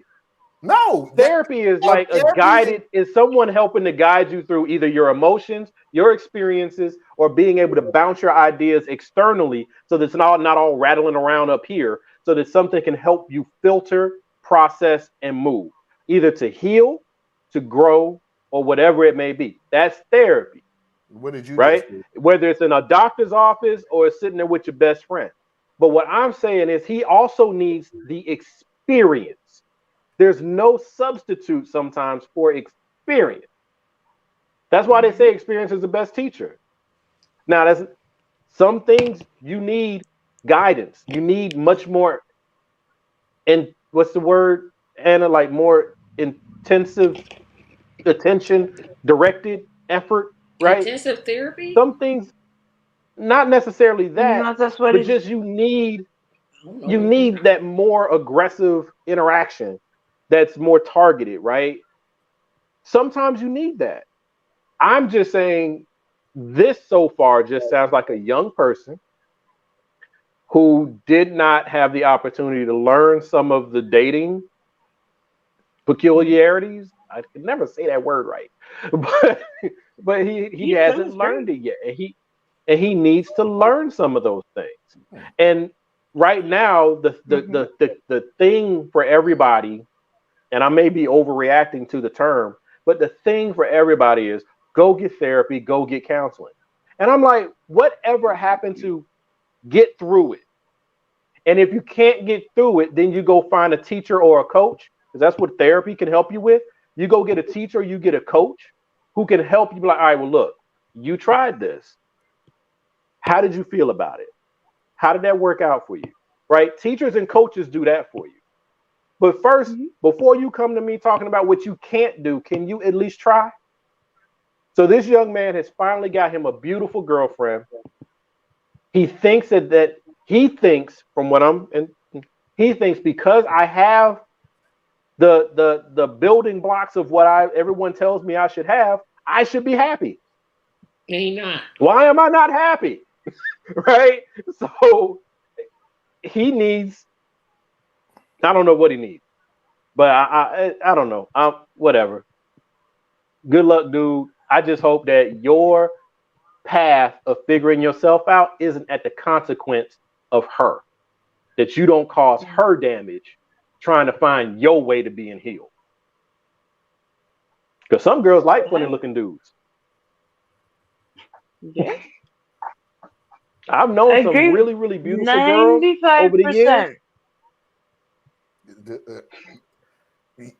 I have gone to clubs and I have told people this for the longest time when they have these heavy-set women walking to the club wearing tight clothes, wearing the shoes that knits up and everything is flowing out and everything else, and people sit there and go, oh my God, why would you wear that? Oh my God, that don't make no sense. Oh my God, why would she come out looking like that? And I tell them the same thing, because it only takes one person to like something like that. They're not dressing for you, because obviously you don't like it. Cool, fine, move on with your life. Because one person in that club thinks she's the most gorgeous doggone thing walking the face of the planet right now. Everybody ain't hunting the same thing. And I think that's one of the things that high school couldn't teach this to me, but college did. Because in high school, I couldn't figure out why I couldn't figure it out. But when I got to college and I learned, I don't care how strange you are. I don't care what you into. There's a whole group of people that are into the same thing you are. Look, I'm telling you, if Anna hasn't taught you anything on this show, if Anna hasn't taught you anything ever in the 3 years we've been on this show, there's a group for everybody. It Anna literally is. Many times. And one thing that we're trying to say in the pro mental health communities is to broaden what we think of as mental health. It's not just schizophrenia. It's not just bipolar, ADHD, what we think of as really serious conditions. It's also depression. Right. And that comes in a whole spectrum of itself. And But what we're I have a trying to question, say Anna. with, oh, okay. No, please finish your thought.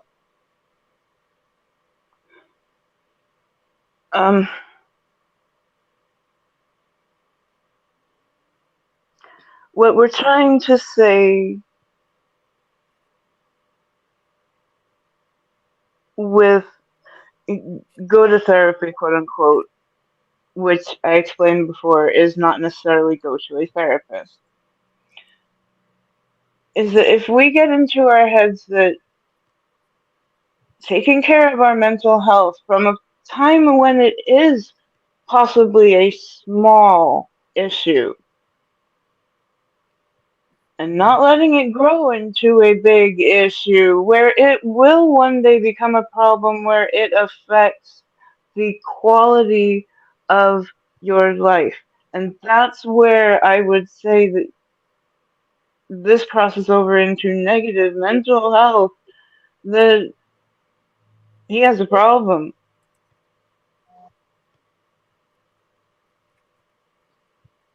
But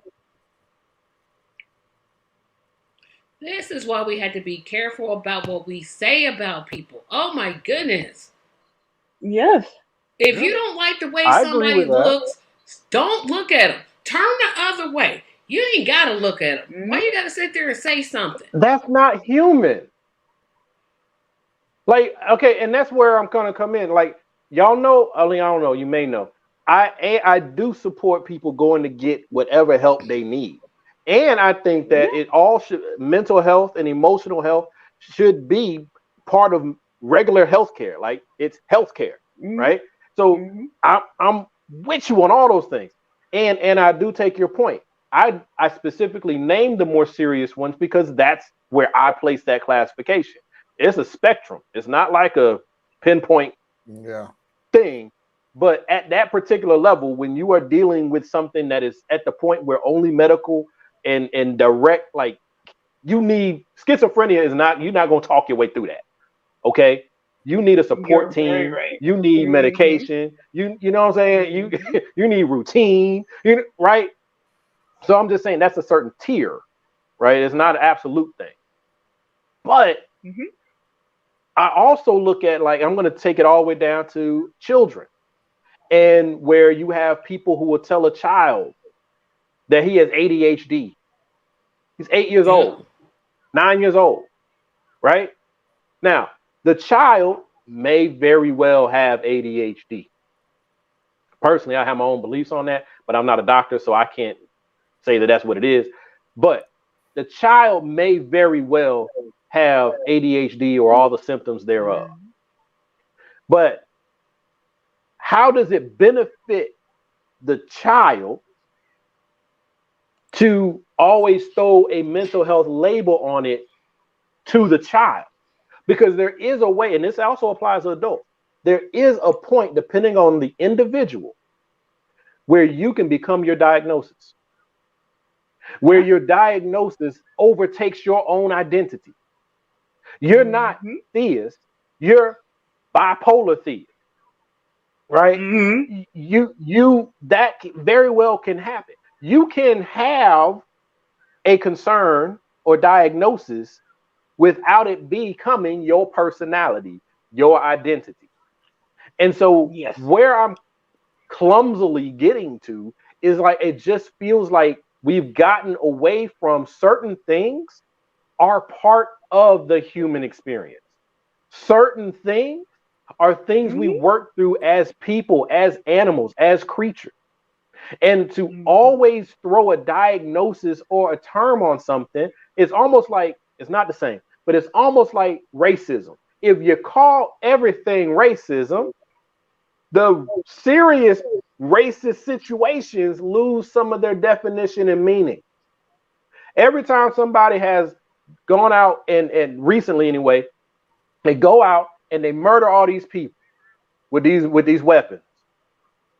Before you know anything about their medical history, before you know if they've ever had a day of counseling, a day in their life, what do?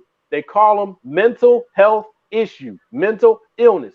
You have now taken something that could very well be an act of evil, of pure intent, but you've lumped it into the mental health thing. So now a marginalized the majority group of people are already, peaceful and thank you. Mm-hmm.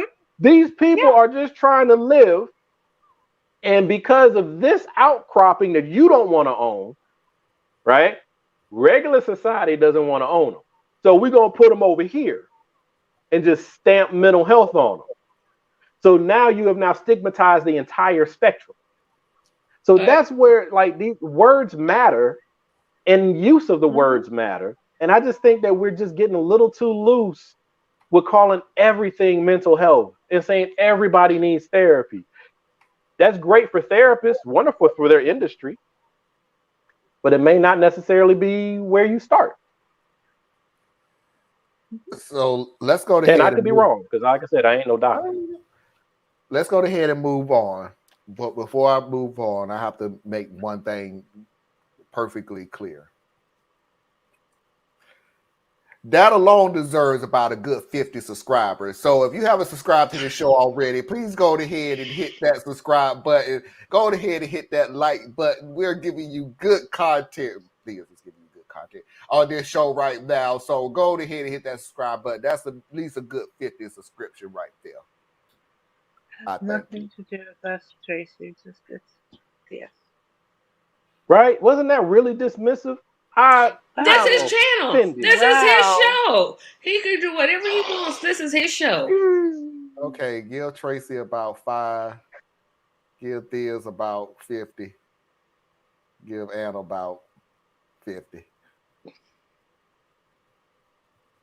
I just got to keep ahead of Tracy. That's seriously. I just have to now. Hey, I was the one that said you was gonna pass me, so I just got to do it now. Oh, you way ahead of me. You crap! I got somebody on. Tracy Media LLC. Make sure you look it up. A new Tracy Media. Subscribe and like.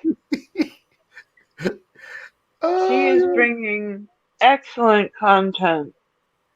Oh my interviews. Wait a minute. What? Somebody mad at me? What I do now? No.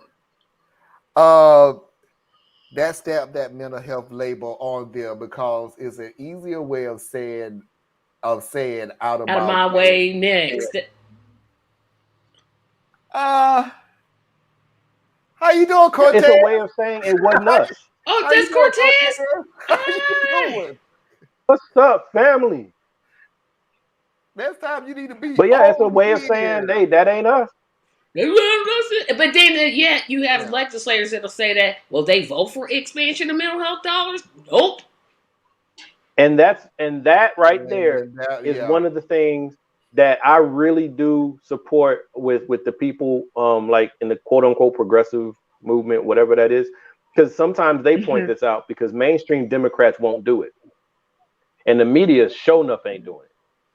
Every time there's only 2 deflections, right? If there's a mass shooting event, they say it's not the guns, it's mental health. Or they'll say it's not mental health, it's the gun. But then who's ever saying it, they never follow up and say, well, what legislation do you support to help fund mental health care?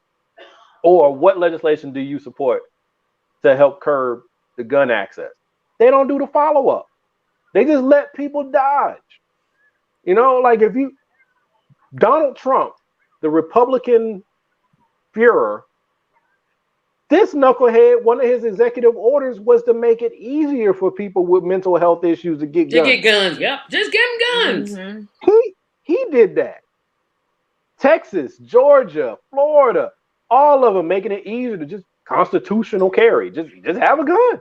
Just have a gun. You could be 13 and own a gun in certain states that start with an I. If you can afford it, you can have it. All right, we got to And then move say on. mental health. It's getting a little late here. We got to move on. It's Marlon. So I ain't right got nothing. there, You're right. not right there. That's worth another. That's worth another 55 right there. Real or nah?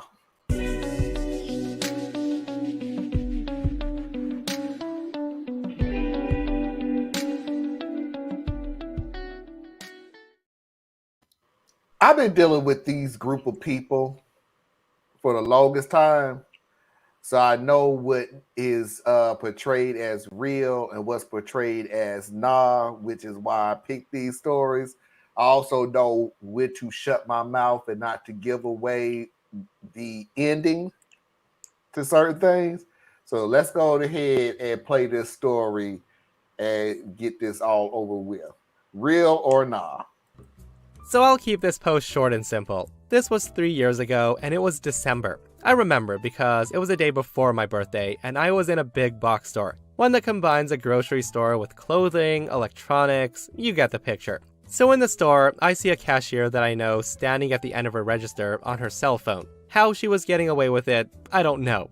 I also saw a woman who was clearly vision impaired, trying to ask the cashier for help, but she kept blowing her off. I heard her say, "Go ask someone else." Now, mom and dad raised me to help others in need if they need help. So I walk up to the lady, ask if there was any way I could help, and she said yes. She wasn't used to the new layout since they remodeled. Now, from experience in high school, a girl that I had a crush on who was visually impaired used to hold my arm or my elbow so I could guide her. So I helped the woman, and she carried the handbaskets, and she would tell me what she needed.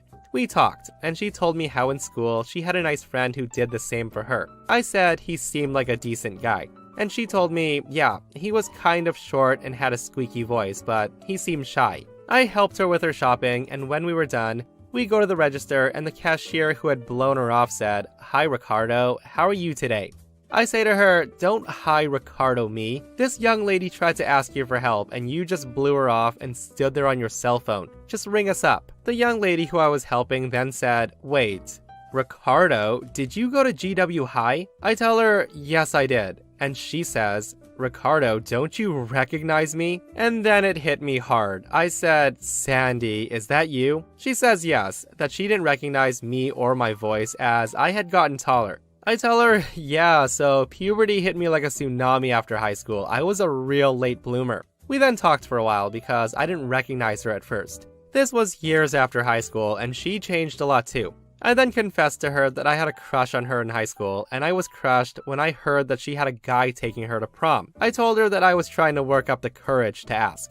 And that's when she says, "Oh, the guy that took me to prom? That was my brother. He didn't want me to miss out on it." At that I laughed and said, "Oh, if I wasn't a chicken, I would have asked you sooner." To which she laughs and says, "Actually, I was hoping you would have asked, and I didn't know you work here." I say to her, "Oh, I actually don't work here." And that's when Sandy laughed and said, "You always were a sucker for a damsel in distress." After that, we exchanged phone numbers, started texting, and we ended up dating. And 1 year to the day in December, I asked Sandy to marry me, and she said yes. Now we're married and very happy. Now I might not have taken Sandy to the prom, but I did way better. I took her hand as my bride. Y'all. They a lie. This is not real. This is social lie. Oh my goodness, he done poured it on. They were lost lovers and they didn't reckon, and she legally, and she's taking them to no lies. In today's episode of How the Target Turns. How I Met Your Mother. Come on. Definitely real. This is so fake. This is so fake. Oh my gosh. This has never happened to anybody that I've ever met ever. They didn't recognize each other. So Tracy, if somebody says that Orange Juice Jones never wore jeans, who? It don't matter. It don't matter. Tracy says Orange Juice Jones never wore jeans. And I asked Tracy, have you ever seen Orange Juice Jones in a picture? No. Have you seen Orange Juice Jones on TV? No. Have you ever seen Orange Juice Jones in public? No.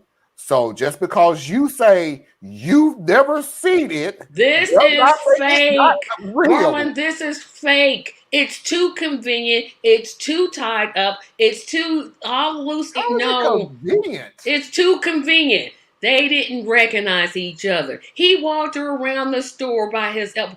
Blah. He wanted to ask her to the prom, but he didn't want to ask her if she was good. He didn't know that was her brother. Lies. I call lies. I call lies. I was just gonna go with it. Just didn't seem real because how like weirdly poetic it was flowing, and then there's little detail like you don't work there, you're in the store, you notice the girl with the cell phone at the cashier's register, but she knows your name. Yeah. Once she knew his name, and that was how the blind woman was able to identify. Oh, she was legally at blind. that point. She wasn't blind. She was legally blind. Well, I'm darn near blind, so there's a small distinction. But if you're blind enough that someone has to lead you, you're blind. But she couldn't identify the person, but the cashier happened to know his name, calls him Ricardo. That's when the blind lady is like, Ricardo? And then, yeah, I'm Ricardo. I'm with the person in the comments. How did he not know that was her brother that took her to prom? How? He liked her, but he didn't know her. How did you not know her brother in high school? And I do have to admit, there's very few people, especially somebody who I may have a crush on. It's very few. I'm gonna make sure I know everything about him, who his sister is, who his cousin is. I'm gonna know. Y'all stalkerish. Ooh. Man, that's not stalkerish. That's just background information. Yeah, that's no. I didn't even know all my girlfriend's last name. Oh no! If it is a small town where the cashier knows your name, yeah, you would know she would have a brother, and you would know who that brother is if the town is small enough. If the town is small. Now, if it's Indianapolis or Seattle or New York or Atlanta. He's gonna pull some hard line that y'all don't ignore, and since I'm an old player, I heard what he said. I have girlfriends whose last name I didn't know. Bruh, that wasn't your girlfriend. I had girlfriends. I don't have any girlfriend. That wasn't your girlfriend. What was your wife's name before you married her? That's what I want to know. Did you know your wife's name before you married her? That was an acquaintance. So what? That was a hookup, but that wasn't a girlfriend. I'm not gonna repeat what I said. No, I can't hear Marlon. I'm not sure what he's making a point, but I'm not. There is not a girlfriend, a real girlfriend who I am dating, whose last name I don't know. So how did you have a girlfriend whose last name? No, he said girlfriends, plural. He said plural. He didn't say just one. He said at least two. Oh, it is. He out here playing. Know the last name. He just got him confused. No, I never got him confused. Because here's the thing. Sure that he didn't say the last name. It's really shallow. Okay, what I'm about to say is very shallow. It is. Yeah, that's pretty much. I'm glad you admit it. Last name you don't know. It really. Hey, that's very shallow. Hey, what do I always say to you guys? Whatever it is that you believe or you are, at least own it. That's what I say, and I own my foibles. But I didn't know many of their last names. All I needed was their first name, and then I would give them a nickname because that was my lady, and then all I ever used was a nickname. Their last name was immaterial. So when you called her house, did you call her house? I didn't have to do that. I didn't have to do that. What you doing? Just dating in school or something? Didn't you call her? Like, we're going to go to the movies on Friday. So you didn't say, nobody answered the phone, this is the Johnson household, how can I help you? I wasn't a phone. I've never been a phone person. So most of the girls I dated lived near me. We went to school together. I didn't need to. Did you go over to their house? And then remember what I told you in high school, girlfriends were not that common. I just had them. Okay. But by the time I got to college though, I kept that same thing. I did not use real names. You got nicknames. And I've only been in love twice in my entire life. In my whole life, I've only been in love twice. And I married both of them. So all the girls that I dated, I was never all that into like that anyway. So a nickname was more than good enough for me. Relationships ran between 2 to 6 months. I didn't date nobody for more than that. So it wasn't the best way to be, but I treated them all great. Even to this day, if any of them see any of these videos, I bet you they would still say nice things about me because that's the kind of guy I am and the guy I was. He may not have known my last name, but he was the nicest that part person. might irritate them now. That part might irritate them now, but he was the nicest man that didn't know my last name. Because it's true. I mean, it's the absolute truth. I was the kind of guy that, I've always believed, I don't know where I picked it up from. You always treat a woman 2 degrees better than how you met her, right? So whatever type of person she is, you treat her better than that. And that's just the way it is. So I would oftentimes, when I did get in trouble, was usually with female friends who thought that I liked them because of the way I treated them, when in fact, it's just the way that I was taught to treat women. That I would run into a lot. But you didn't know their last name either. Nope. Why would I? I'm not mailing you a letter. I knew his friend's name. I knew his father's name. I knew his mama's name. I knew the sister. I knew everybody. I'm knowing everybody. I'm tagging everybody in that family. Period. Why? You literally would be a person. If I had a sister, you would be nowhere near my sister. Good question, Theus.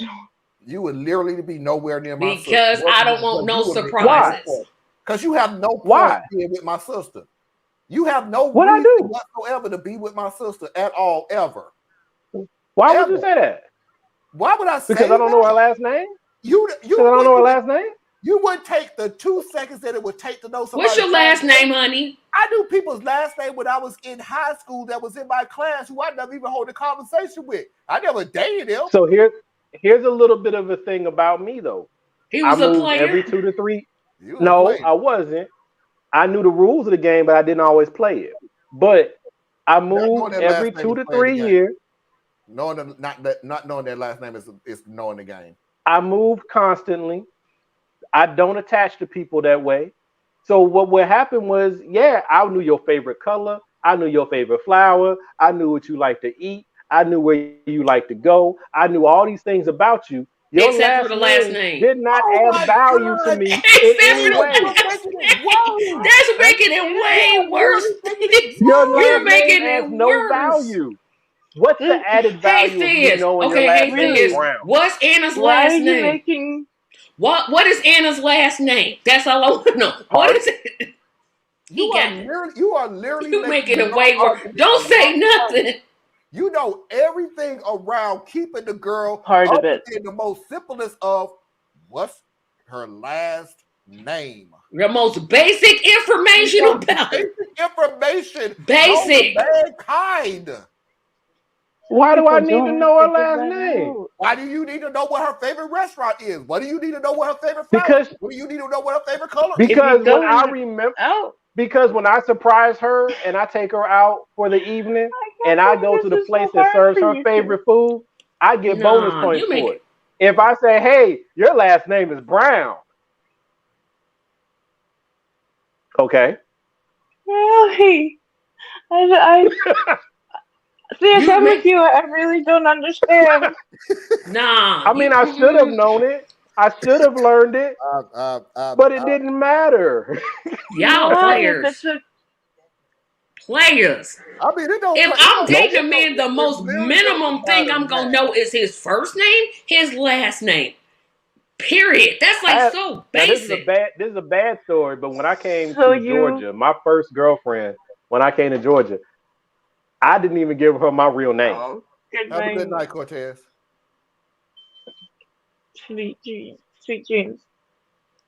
Yeah. You are something else. We learn something new every day. You ain't got to tell everything. You don't have to tell everything. But I still think this story is too fake. It came together too quick, too nice, too nah. I fell in love with a blind girl in Target. We were star-crossed lovers from the 11th grade. But I found her once again in the self-checkout line. I wrote out this story in about 15 seconds and knew what was going to happen, and it happened. It's fake. Fake. That's the first time we've ever all said it was fake. I didn't say it was Ricardo, you over here picking up blind women again? Three of us have. The three of us, not Marlon. I mean, it's your show here. Anything, if I put a cynical story up, oh, that's real, that's happened, I've seen it a million times. When I put something nice up, that's the fakest crap I ever heard. This is too fake, though, Marlon. This is just it's too. in the details. It's in the It was level too detailed. I led her around the store because she was visually impaired, and then we fell in love, and then we got. Now I may not. That I'm line okay about with that part. That line about I may not have took her to the prom, but I took her as my oh, that. I didn't steal her glasses, but I stole her heart.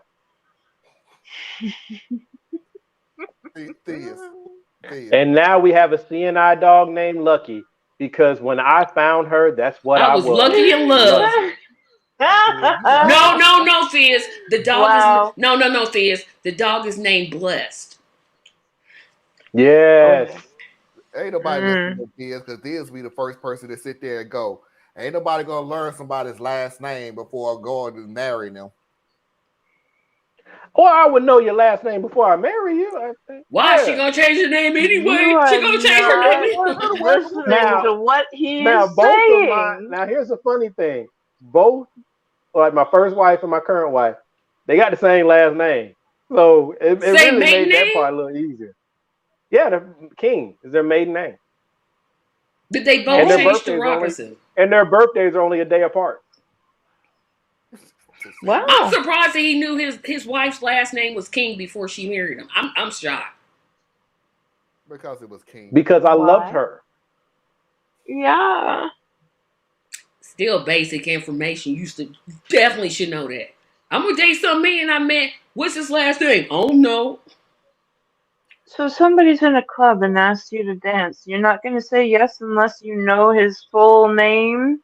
Well, first of all, nobody's ever going to ask me to dance because I have no rhythm. But if they happen to, Guilty feet have no rhythm. Anyway, if they did, eventually I'm going to be like, my name is Tracy Carson. What's yours? Boom. I just met you. But we're not talking about sliding past somebody and dancing with somebody. We literally said you are dating this person. You are taking them out. You are holding conversation with them. Oh, Marlon, please put up. Y'all acting like I got to identify the body or something. I'm like, her name is ain't nobody Stephanie. Gonna call your ass. I know Stephanie. What's your boyfriend's last name, Fizz Robinson? Does he know your last name, girl? Does he know your last name? Who gonna ask that? I had a girl with me. Really? Something happened, and I saw two guys chasing her away. Well, what's her name? Thelma something. I don't know, Smith, Jones, Johnson. Well, thankfully that never came up. And all I had, and then their names would be something like Little Bit, Baby Girl, Sweetheart, Pinky, whatever. It'll have their own little nickname. I'm just coming off, they had their own little nickname, and that's who they are, and then that's it. And if I ever call, and this is the thing though, I don't know if anybody else has experienced this, but it's definitely been with the kind of girls that I've dated over the years. When you have a nickname, and I'm calling you by your nickname, if I call you by your government name, there's a problem. You don't know the girl's government name. You only know one part of it.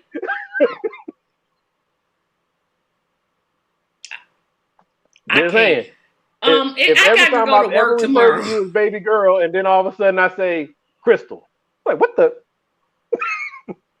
Man, this is so slizzard up. Foxy's videos of the week.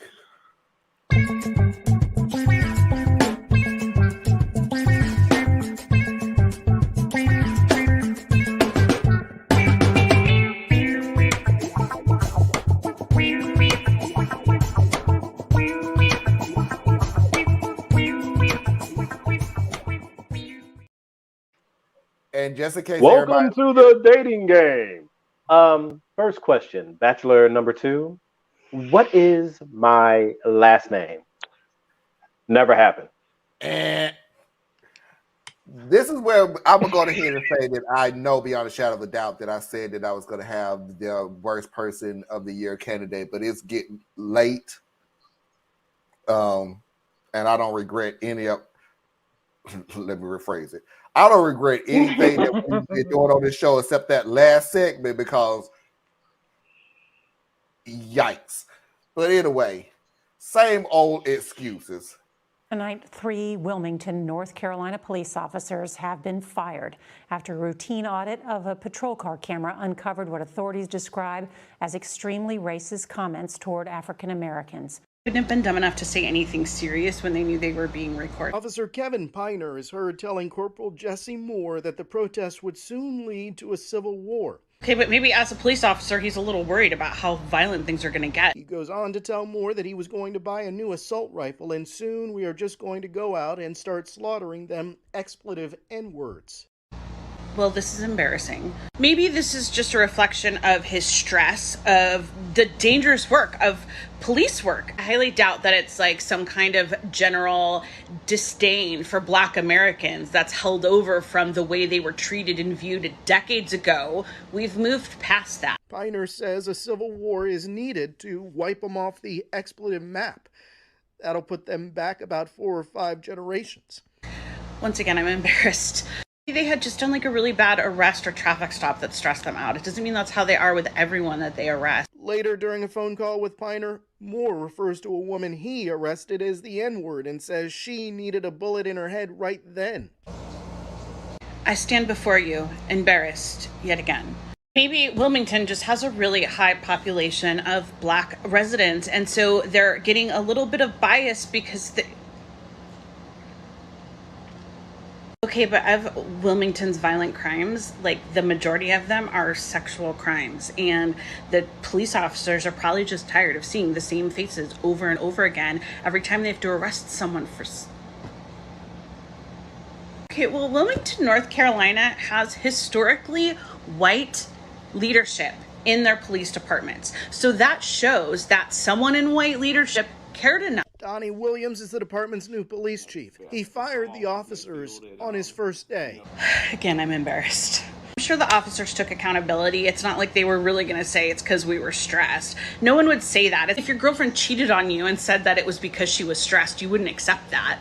Like, that's just a no-brainer. So I doubt these cops. According to investigators, the officers blame their comments on the stress of today's climate in law enforcement. I mean, I'm sure they're not going to push the issue under the most ridiculous fucking argument possible.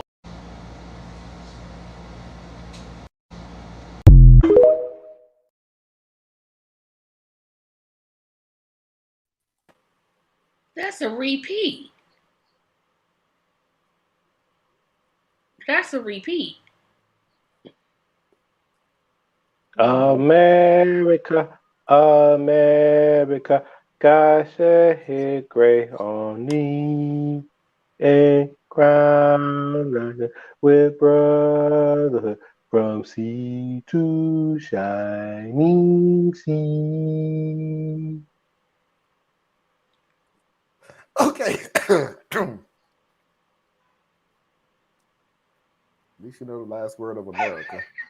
So we're going to go ahead and move on because apparently people are telling me that was a repeat. I know beyond a shadow of a doubt that these other ones are not a repeat. And oh, by the way, I do have a Mickey joke. You don't remember, Anna? Ooh. I don't remember that one. I remember Marla even saying this is ridiculous because every time they clip something, she'd come back and say, "Oh, this is going to happen," and then it happened. Yeah. Okay. I don't recall it, but yeah. Yeah, this one. I trust Tracy's memory. I trust Tracy's memory. I don't recall. Right. I just yeah. Okay. So for the new people, welcome. This is America. Mm-hmm. Been saying this for a while now. Nothing new. Nothing to see. Well, for them to tell you, nothing to see here. Facts do not matter about your feelings. If they're religious and they believe homosexuality is a sin, that's not bigoted. Wait, yes, that is Yes, it is. That is religion is bigoted. Religious people are bigoted. Religious beliefs that homosexuality is a sin is absolutely bigoted. So how, like, all Catholics are bigoted? If you believe that homosexuality is a sin, that belief is bigoted. So people who believe in the Bible, they're all bigoted? That's silly. I mean, listen, there are people who believe that. I mean, a lot of the population is religious and holds. I personally don't. And who's the least accepting of gay people? It's the white evangelicals. But U.S. Muslims, Muslims are more accepting of gay people in this country. That's how religious people feel about homosexuality. And that's wrong. That's incorrect. Well, it's not up to you to judge that, though. Wait. It's not up to you to judge that. So how are they determining that it's wrong? Listen, it's not up to you to define for them how they feel about behavior. It's not up to them to define for you. But facts don't care. Wait, facts don't care about your feelings. But it's not. But it's repeat, but it's a good one. Repeat. Yes, a good one. When he does that. Yeah, because I was like, his attitude got on my nerves. Yeah, remember that one? Yeah, we had a whole long discussion because I was like, his attitude got on my nerves, and it still does. But yeah, that's a repeat too. Well, I'm about to take a week off. But it was a good one. Thank you, Marlon.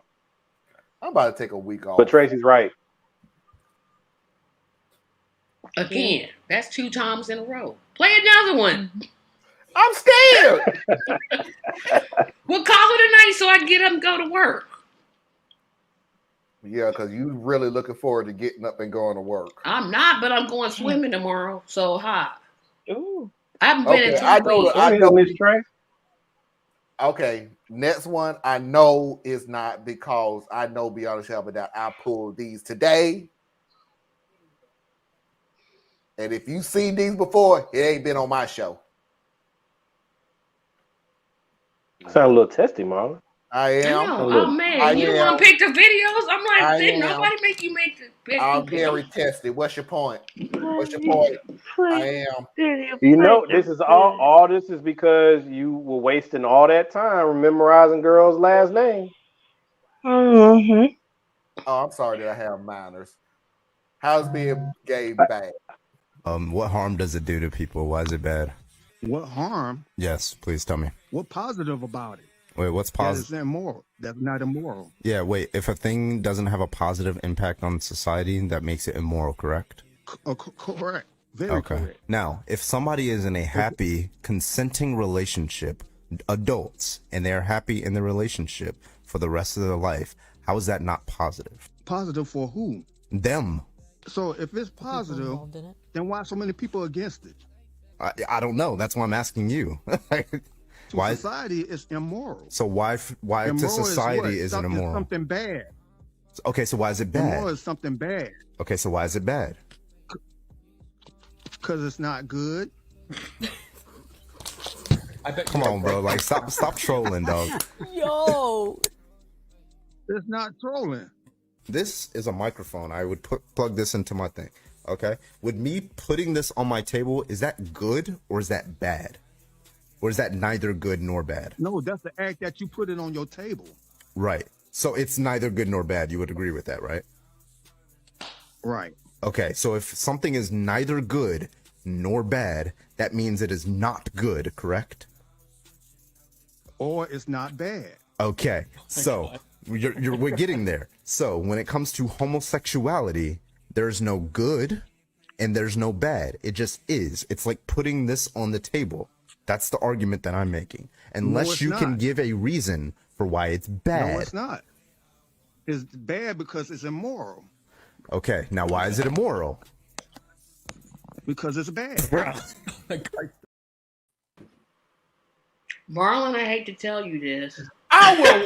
Why they go find? How they go find Herschel Walker the hidden tapes? How you? Why is it bad? Because it's immoral. Why is it immoral? Because it's bad. He could have went to a whole bunch of cars. I just want to say that I think it's bad. Well, why is it bad? Because it's bad. No, he said because it's immoral. Why is it immoral? Where is your mother, sir? Where is your mother? This is what we call everybody. Right now, I'm going to show you something. This is called a circular argument.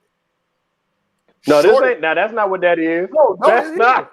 That's unreasonable. That's a troll. That is absolutely positively a troll. The shortest circular argument that you can have, and it's not. very logical. He could have went to my morals, my background, my religion. He could have went to a whole bunch of cards, but he went to the. Why is it immoral? Because it's bad. Why is it bad? Because it's immoral. No, because this guy only knows two things. And I don't know if he is a troll. I don't know if it's because of educational. I don't know if it is about religion. Because he's only using two arguments. He's using the word immoral and bad. Because we know that immoral, or we assume being immoral is being bad. We also realize that we people dictate what is immoral. So once we have dictated what is and it is not immoral, if we have deemed that it is immoral, we deem it bad. But the argument, and that's why I said it's the shortest circular argument on the face of the planet, is because he never tells you exactly what makes it bad. He goes back to it's bad because it's immoral. Well, what makes the reason immoral? why he wouldn't do it? It's bad. Now this go right up back around in the circle. This is the one coherent thought that person had. He knew that he could not say why it was immoral. Oh, yeah. Because he was doing it deliberately. He wanted so bad to say because it's against God or against whatever his little thing is. But he knew enough that he was like, I'm not going to get baited into that. I'm not going to give you that. So he kept trying to dance around it. But once you do that, you've exited. Like Tracy said, you could have had a spiritual argument. I wouldn't agree with you, but you're in that lane. But because you were scared of falling in that lane, you stayed out here. Well, out here, you got it because it's bad. But I even tell you, I'll even use your Why words. is it immoral? Because it's bad. Why is it bad? Because it's immoral. Man, if you don't put a sentence together. I don't think you would have used religion as the reason for it being immoral and bad. I will use what Theus has been saying on this show for the longest time, because it's icky. Now, if he knew enough of the Bible to actually use that argument, I guarantee you he would have. But because he didn't have enough information to use that argument, the icky was the only thing he said. And because it made you feel icky, that means it's bad. That means it. But that's the thing. Use a bigger word. Even bad, immoral. But that's the thing. For people, even the religious people who are trying to use that as their foundation, they still, their real aversion is because it's icky. Because the Bible has a lot of things that we're supposed to not do or not participate or not condone. There's a whole bunch of stuff in there. But that one stands out and becomes a rallying call because it's icky. Because it's butt stuff. If it wasn't butt stuff, they wouldn't worry about it so much. I'm serious. Because they're not fond. That's funny, but yeah. I'm serious. They're not fond of two women being together, but they're not attacking women for being together. They attack men for being together. So their real problem is not homosexuality. Their real problem is that it can't create a new life. That's one. That's one of the arguments they'll fall into. And then two, it's icky. So that is their whole thing. Just like with abortion. The Bible actually makes a case for abortion. But we're going to go ahead and ignore that. We're going to go instead with you're killing children. Because that's icky. Right? That's something we can all kind of come together on. For anything that most of these people do is very, very thin, very thin. I've often said that for a lot of them, from almost all of them, they really don't believe in their God. They claim they do, but they truly don't. Because God has all power. Nothing can be that which he would not allow to be. And he's the final arbiter and judge. We are not called to judge. So if you believe in these things, if you believe in the all-encompassing power, you believe in our role in his creation, then you wouldn't be spending all this time fighting amongst each other. You would be trying to be the most Christ-like person you can be, so that when it's time for judgment, you would be the one that he says, well done, my good and faithful servant, right? But that's not how a lot of the rabid religious people function. They're busy trying to correct everybody else, when your mission is supposed to be correcting yourself. But I'm going to have to disagree with that, but that's okay. That's not my prayer. I would love to hear the disagreement on that. I'm not going to. I have been no. So why would you even say it? I'm stopping myself from saying you something. do that. So I love you, I respect you, but you do that. It's like, I disagree, but I'm not going to give you any point for it. Say it. Then I assert. No. It's cool. It's no, because I know I'm going to say something that offends people, and that's never my goal. Well, I'm not. I mean, we're not offended here. Yeah. Good God, is the much stuff that exchange we of on this ideas. show? You actually think And you are one of the most respectful people I've ever met in my life. So I can't imagine. I just think, yeah, this is what me and my sister were talking about today. I just think, like I said, that first video definitely had a problem with his attitude. I'm like, nah, bro, your attitude really is really irking me, because I know how I was raised. I know exactly how I was raised and the context in which I was raised. I can't go along with, I'm supposed to be working on myself, which I am, but I can't just see you doing wrong. Just, oh, well, I got to work on myself. No, I can't. I can't. But, okay, so maybe that was not worded the best, but what is your calling to correct another person's behavior? I can't correct them. Only they can correct themselves. Only they can correct themselves, but I can't just watch you do so. I can't watch somebody beat their wife and me never say nothing about it. I gotta say something about it. I can't stop them from doing it, but I got to say something about it. I have no problem with that. I think what we do is we want this whole judge not thing. People take it. They take that verse totally out of context, and it ticks me off. That's one of the few things that ticks me off. Say something. I'm not saying that you. That's exactly what. Okay. No. This is why I didn't want to say anything, because I knew it's one of the things that's going to make me mad. I'm upset. Just listen. Just listen. I'm not saying, because I grew up the same way, Tracy, with what you're saying. And trust me, if you met my Aunt Lois, believe me, you're going to hear her mouth. Like, there is no doubt in my mind, if you're doing wrong, she's going to say something. I grew up with this woman in fear, and she never laid a freaking hand on me, ever. And I feared her. And for a certain point, more than my own mother. At the same time, though, what I'm saying is, we're talking about, I'm going to go up to you, Tracy, and tell you what my Bible and what my God is telling me, that put in my heart to say to you what you are doing. And if you see me in error, you should. If you see me doing something stupid, you have every responsibility to tell me. Now, that's an excellent period. Here's the question. Who are you seeing doing? Okay. Wait, let me finish. Here's the question. How far are you willing to go? You can't. Here's how I'll answer. You cannot make people change their behavior.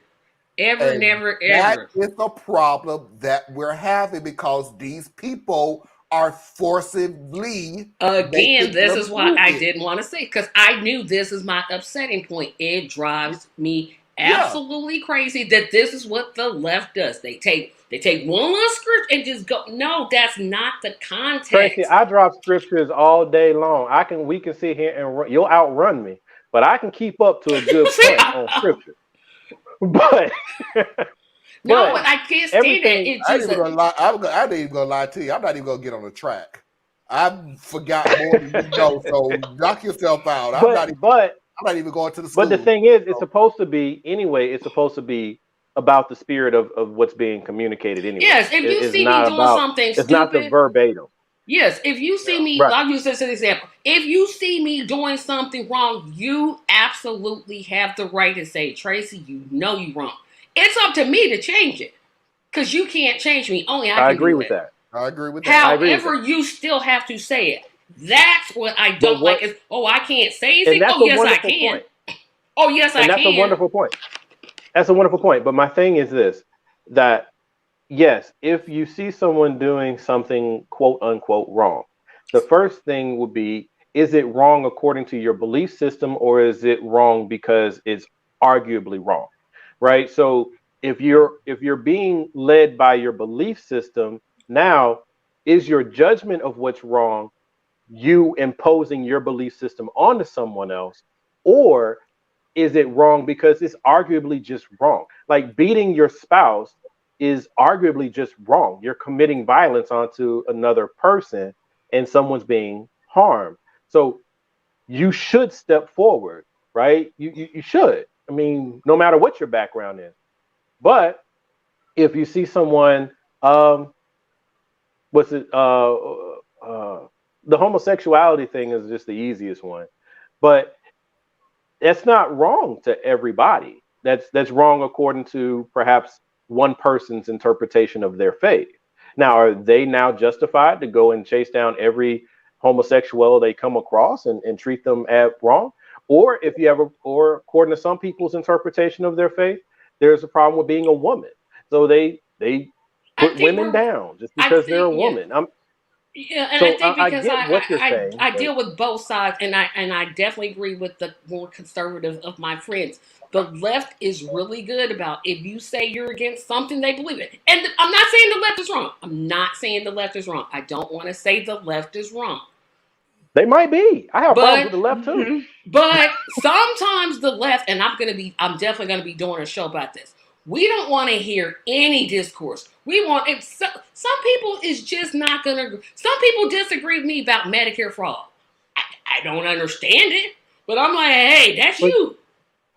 But Tracy, using this as an example, Marlon, one second, Marlon, one second. Go ahead. Using this as the example, when we were trying to have this particular segment of the conversation, let's say I represent the left, more liberal view, and you were speaking more on the conservative view. You're not saying you're a conservative. I'm saying you were speaking from a more conservative view. You were the one that didn't want to have the conversation. Right, because you I were knew the it would one that make me wanted to angry. shut down the conversation. Yes. But that's the same thing. That you're pointing out. So to say that the left doesn't want to have the conversation, sometimes they don't, but it still needs to be had because no one has the right to tell you can't talk. And then on the other side, it works the other way. Now, the problem that I have is that there's one version where the left likes a police speech, right? The left loves a police speech. Boy, they'd be like, you use the wrong word, the wrong pronoun, the wrong this, the wrong that, and then they'll just harass you. The right, on the other hand, is sitting here saying, if you don't believe as I believe, you're going to hell. Both sides and I'm gonna are pass terrible. laws. Yeah, right? both But sides. they're not One equal. side is okay, and that's what. And that's what I know my breaking point. I know it makes me angry, and this is one of those things. It makes me angry, so I'm like, no, I'm gonna calm myself down before I say something, and then I just go left because, like I said, I gotta go work tomorrow. I'll give you an example. I'll give you an example from my point of view. When I talk about abortion, and I sit there and I tell you, I don't want you to do unless it's just a major situation. And here's where I would stop at, because I'm not going to get into an argument on everybody's definition of danger in a medical situation when it comes to abortion. I'm not going to play this freaking game with you. Unless you have a medical degree, shut the F up. Yeah, because it's a medical procedure. We're not going to play this game. But me personally, no, I really hope that you will find a way to give a healthy birth. However, my strength of saying that is not strong enough to say, I'm going to stop you from not going to stop you from making the best decision for your life, knowing that whatever decision that you make does not affect me. So I see both points of view. It's just the outcome of it is what irks me. Do I Hey, want Marlon, what you just said. Oh, let me finish. What you just said. I'm sorry. It's real short. Do I want you to have an abortion? No. Am I strong enough to go out on my freaking way to stop you from having one? Again, no. But what if you believe you have the power to stop them? That's what I'm saying. Both sides kind of get on my nerves. I don't want to have for you to say that I know, but the people we're talking about.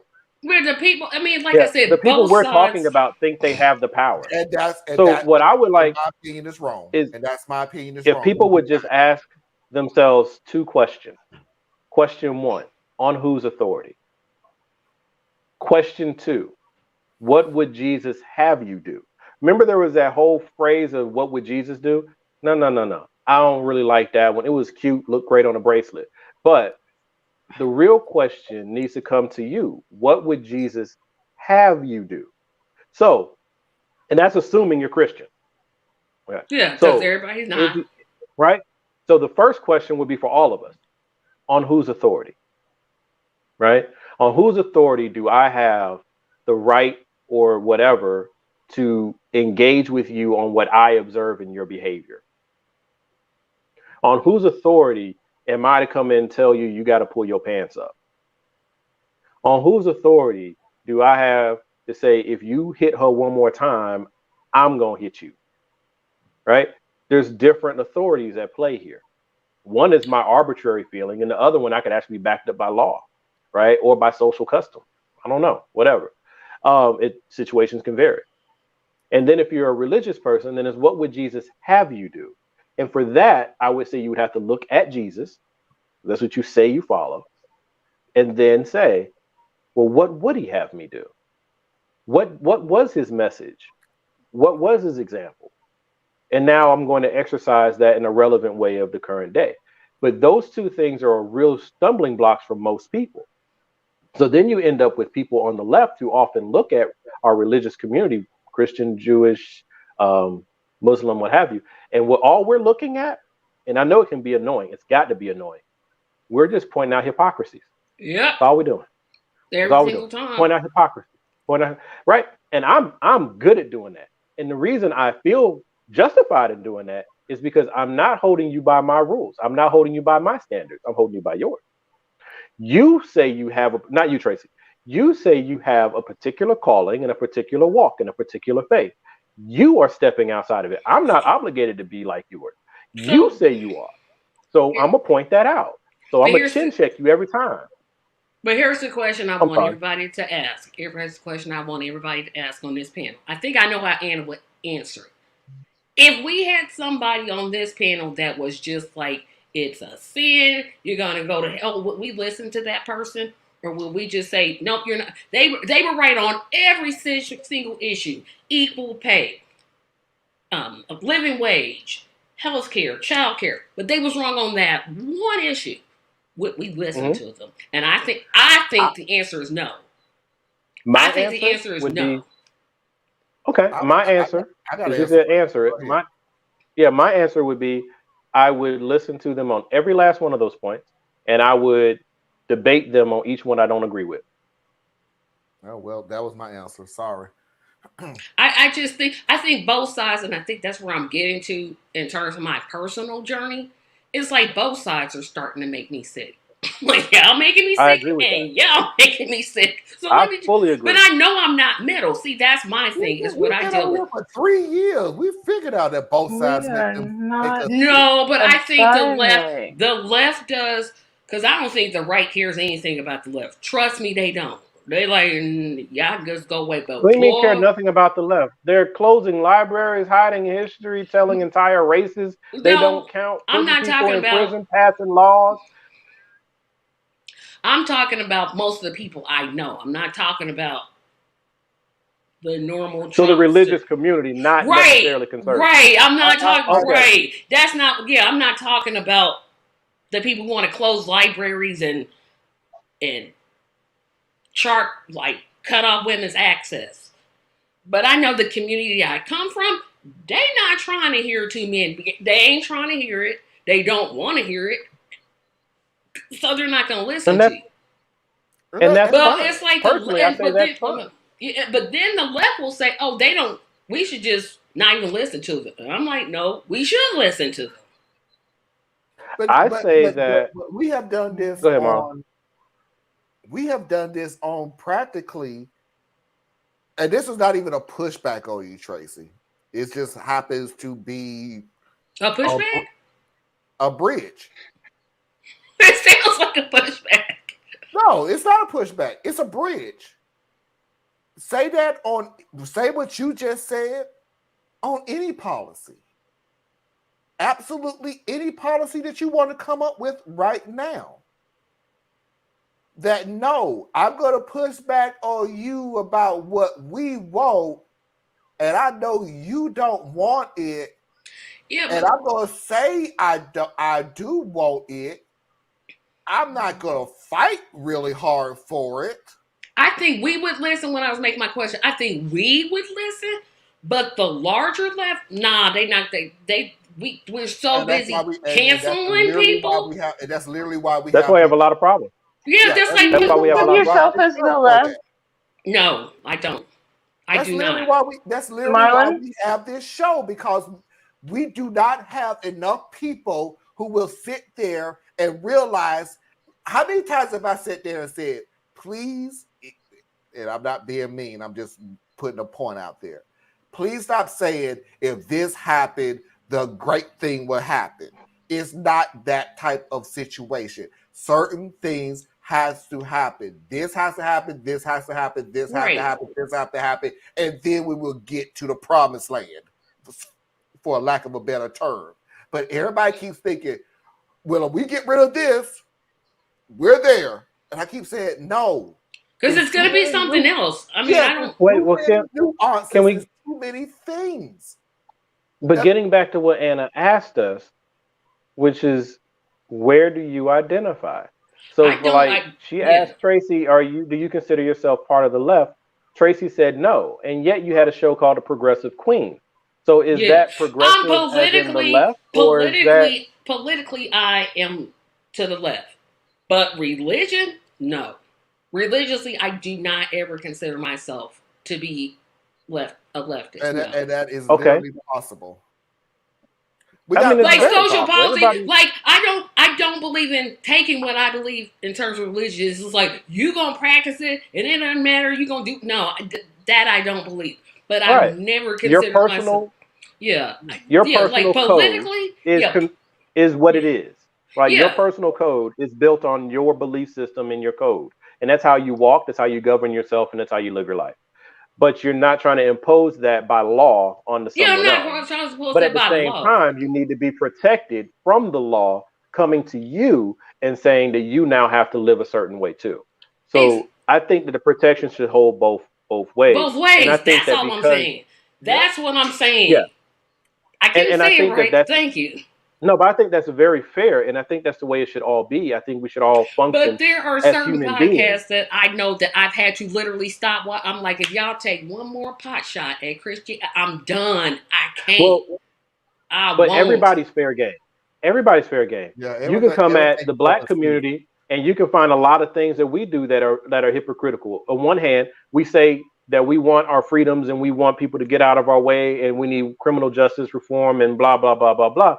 But then at the same time, we're not all that aggressive or as aggressive as we need to be in taking back control of our children, taking back control of our local communities, and building up that. So it's a multifaceted thing.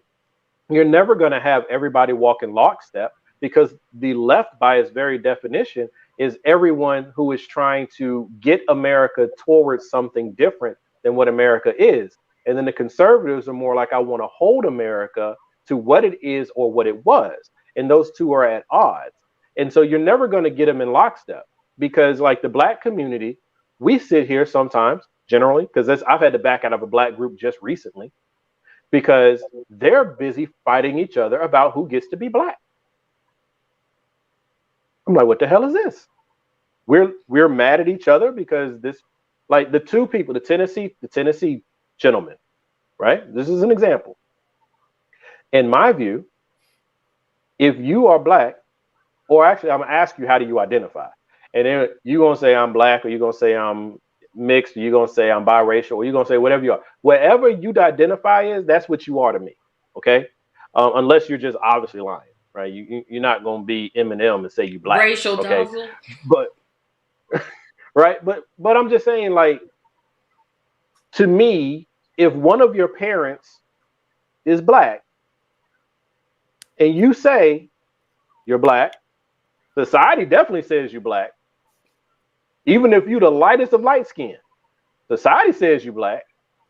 If you say you're black, then I have no I agree. I support that. I'm not going to ostracize you because you're not whatever weird definition of black I decided to land on, right? If a person says that they're gay, I'm just, and not the intrude, but if a guy says that he's gay, but he's never been with another man, am I going to sit here and say, well, you're not gay until you have sex with another man? No, the man said he's gay. That's what he's attracted to. Yeah, that's what he said. Yeah. It's like this litmus test stuff.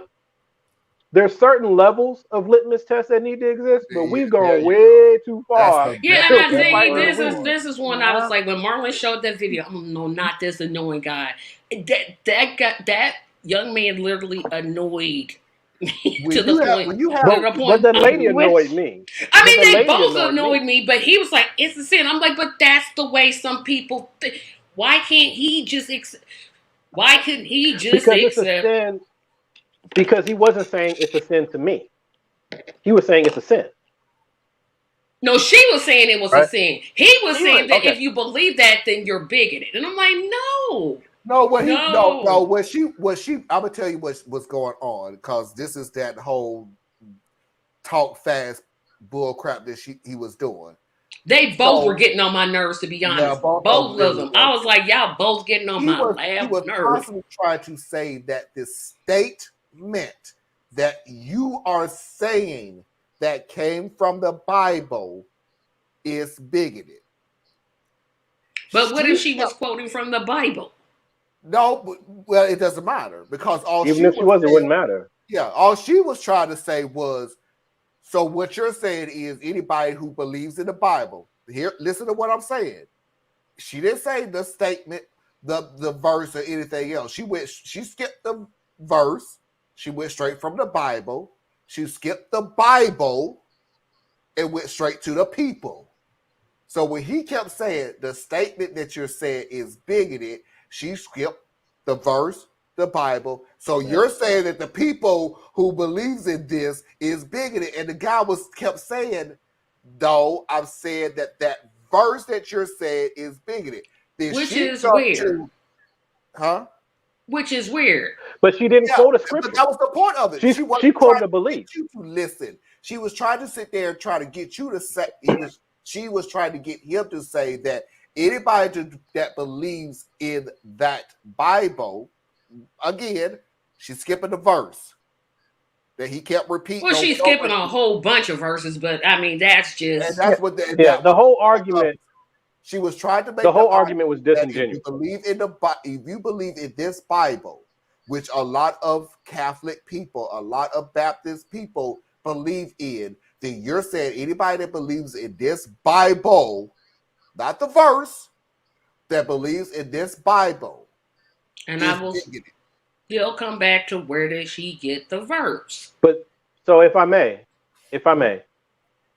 the argument was about, is homosexuality a sin?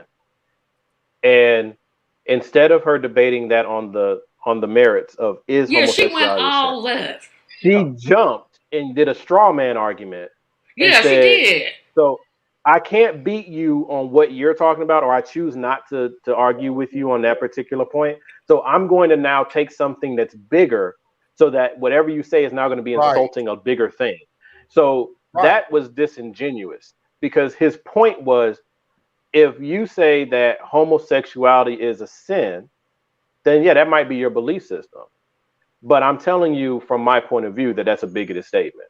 And then she says, well, then you're saying all Catholics are bigoted? And yeah, why did she just pick Catholic? He didn't say anything about it. Yeah, I mean, like I said, both sides, he got on my nerves a little bit more, but he wanted to score points.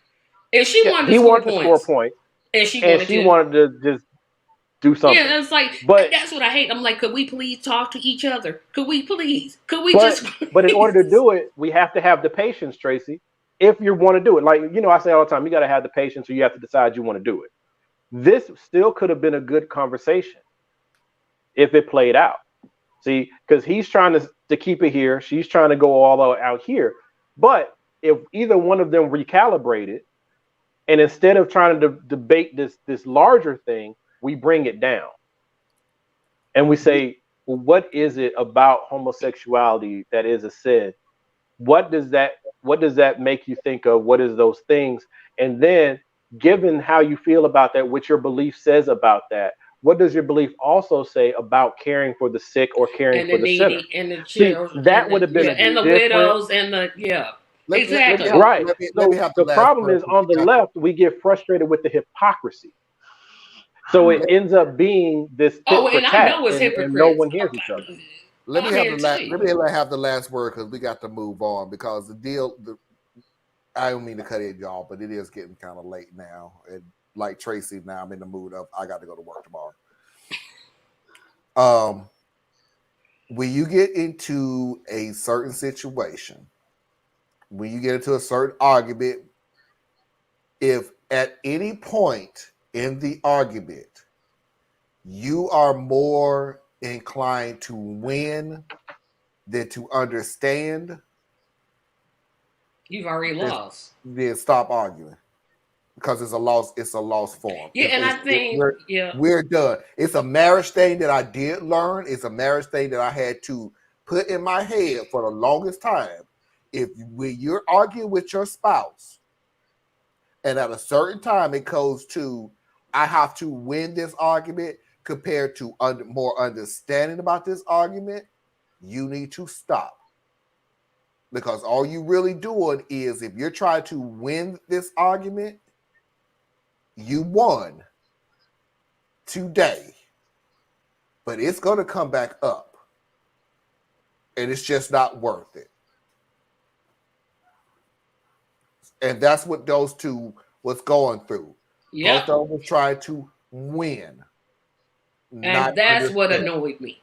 That's what annoyed me. So let's move on. Let's leave on a good term. Not to say that this wasn't a good argument. We didn't argue. I just got mad. A good discussion. Let's leave on a good term. Ladies and gentlemen, for something that y'all all enjoy, a Mickey joke. So we know that the answer to the age-old question of how many licks does it take to get to the Tootsie Roll center of a Tootsie Pop has long been discovered. NPR did a whole report on this back in 2015, and they cited various studies which concluded that it takes anywhere from 250 to around 1,000 licks, and many of these studies used humans to complete this noble task. But interestingly, the Tootsie website cites a Purdue University study in which engineering students created a licking machine to find the answer, and they came up with an average of 364 licks. And I've seen the machine in question. I don't think I can post pictures of it here on this app. So I guess my question is, did you create, I guess, the licking machine specifically for this study? And I guess a follow-up question would be,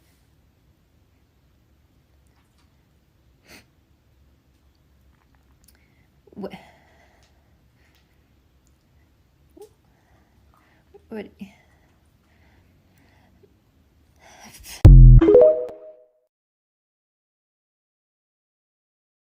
That was fun.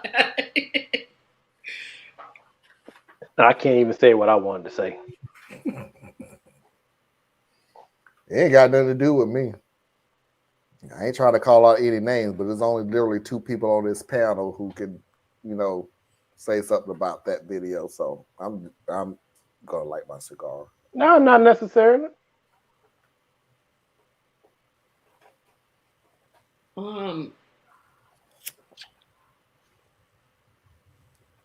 I have no comment. I went to church today.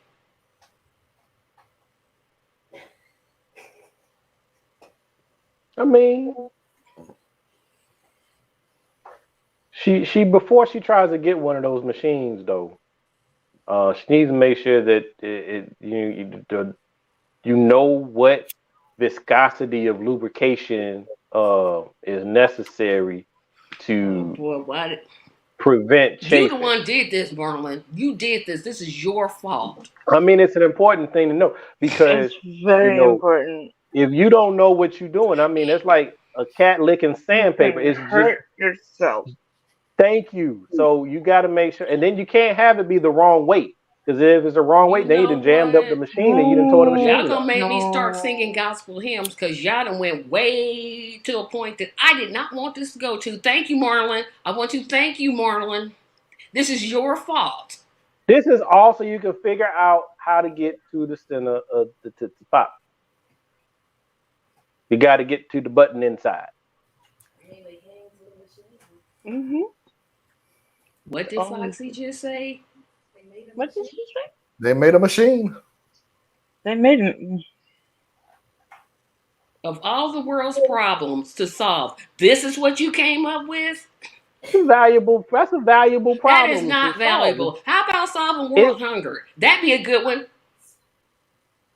You can help. It might help with world peace.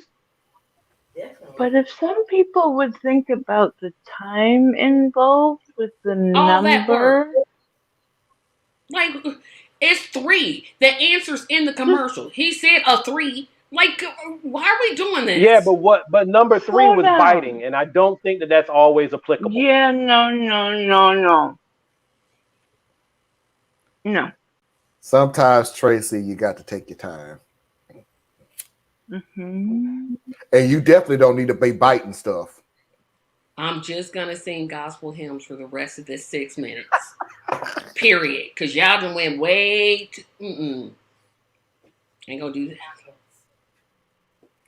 I'm just saying. I get what Shorty was saying, but you know what I'm saying. Hopefully she doesn't have that problem. She find somebody to help her with whatever her concerns are. But sometimes you gotta take care of business yourself, and if you want to pay for it, just make sure you buy the proper equipment to maintain your purchase, so that you don't end up in a whole different situation. Mm-hmm. Now you got a whole bunch of Tootsie Pops that never get taken care of. Fill out the warranty card. Yeah, I definitely got to register. You know what? Okay, and for the love of everything, please pay attention to your electric bill. Please do not just find out what are we in April? No, just be kind to the environment. Don't get a battery operated machine. Yeah, be kind to the environment. Okay, so now here I go.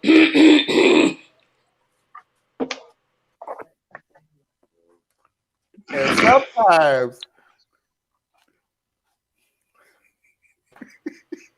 because I'm surely getting ready to get off of here. We all finna get off of here, so because y'all do the car thing all over again.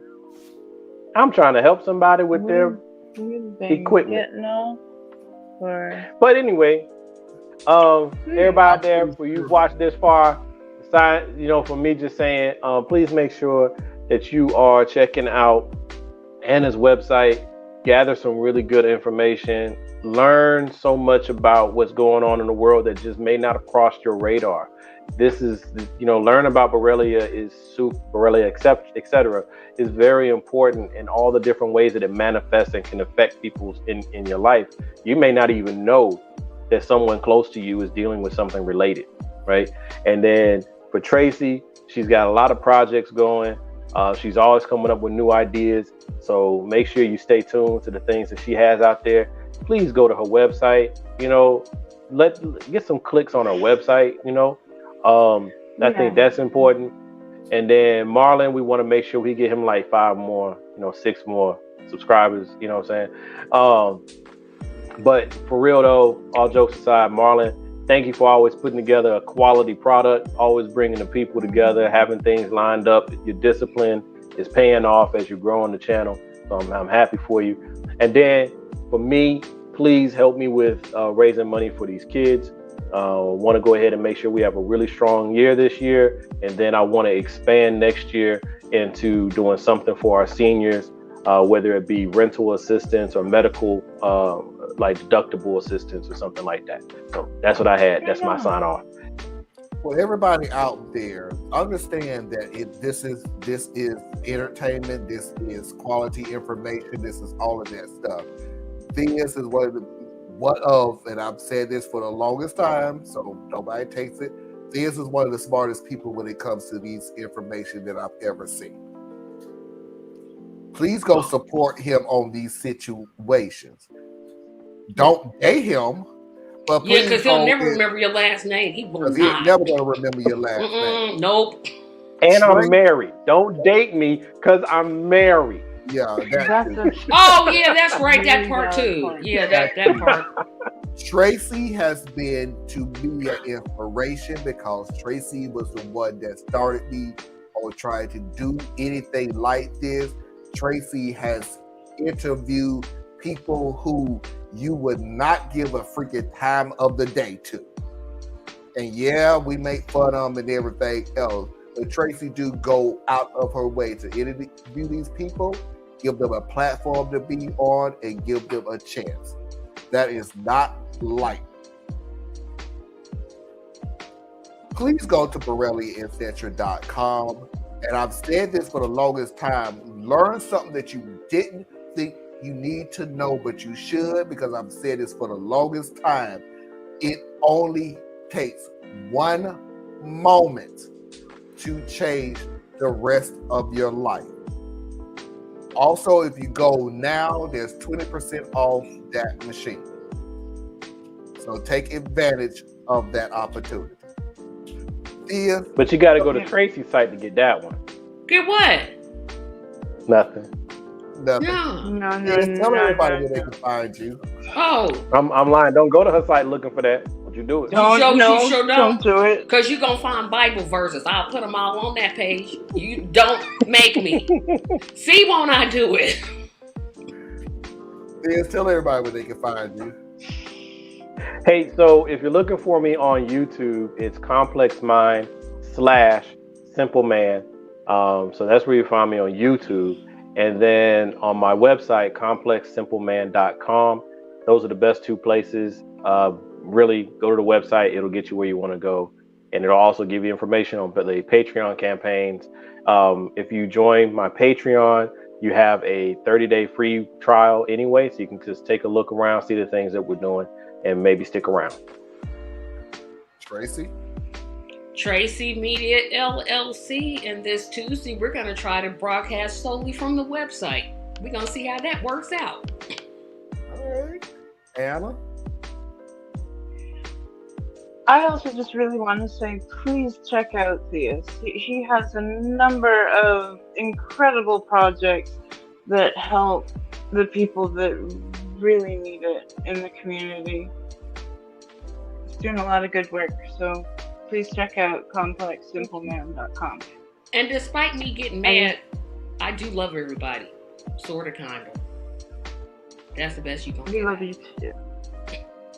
I like you too. Well, I love you. I'm at BorelliaEtc.com. As I learned in Sunday school, the Jesus in me. Oh, no, not that song. Love the Jesus in you. No, Parker, check your email. I have sent you something and you still haven't responded, so please check your email, Parker. Thank you. Well, I learned from churches that you can take anything from PBS and make it a gospel song. Hey, ladies and gentlemen, boys and girls, children of all ages, non-conforming individuals, that is our show for tonight. I appreciate Theus, Tracy, and Anna coming on the show. We will see you all next week. And until next time, we will see you when we see you. Peace.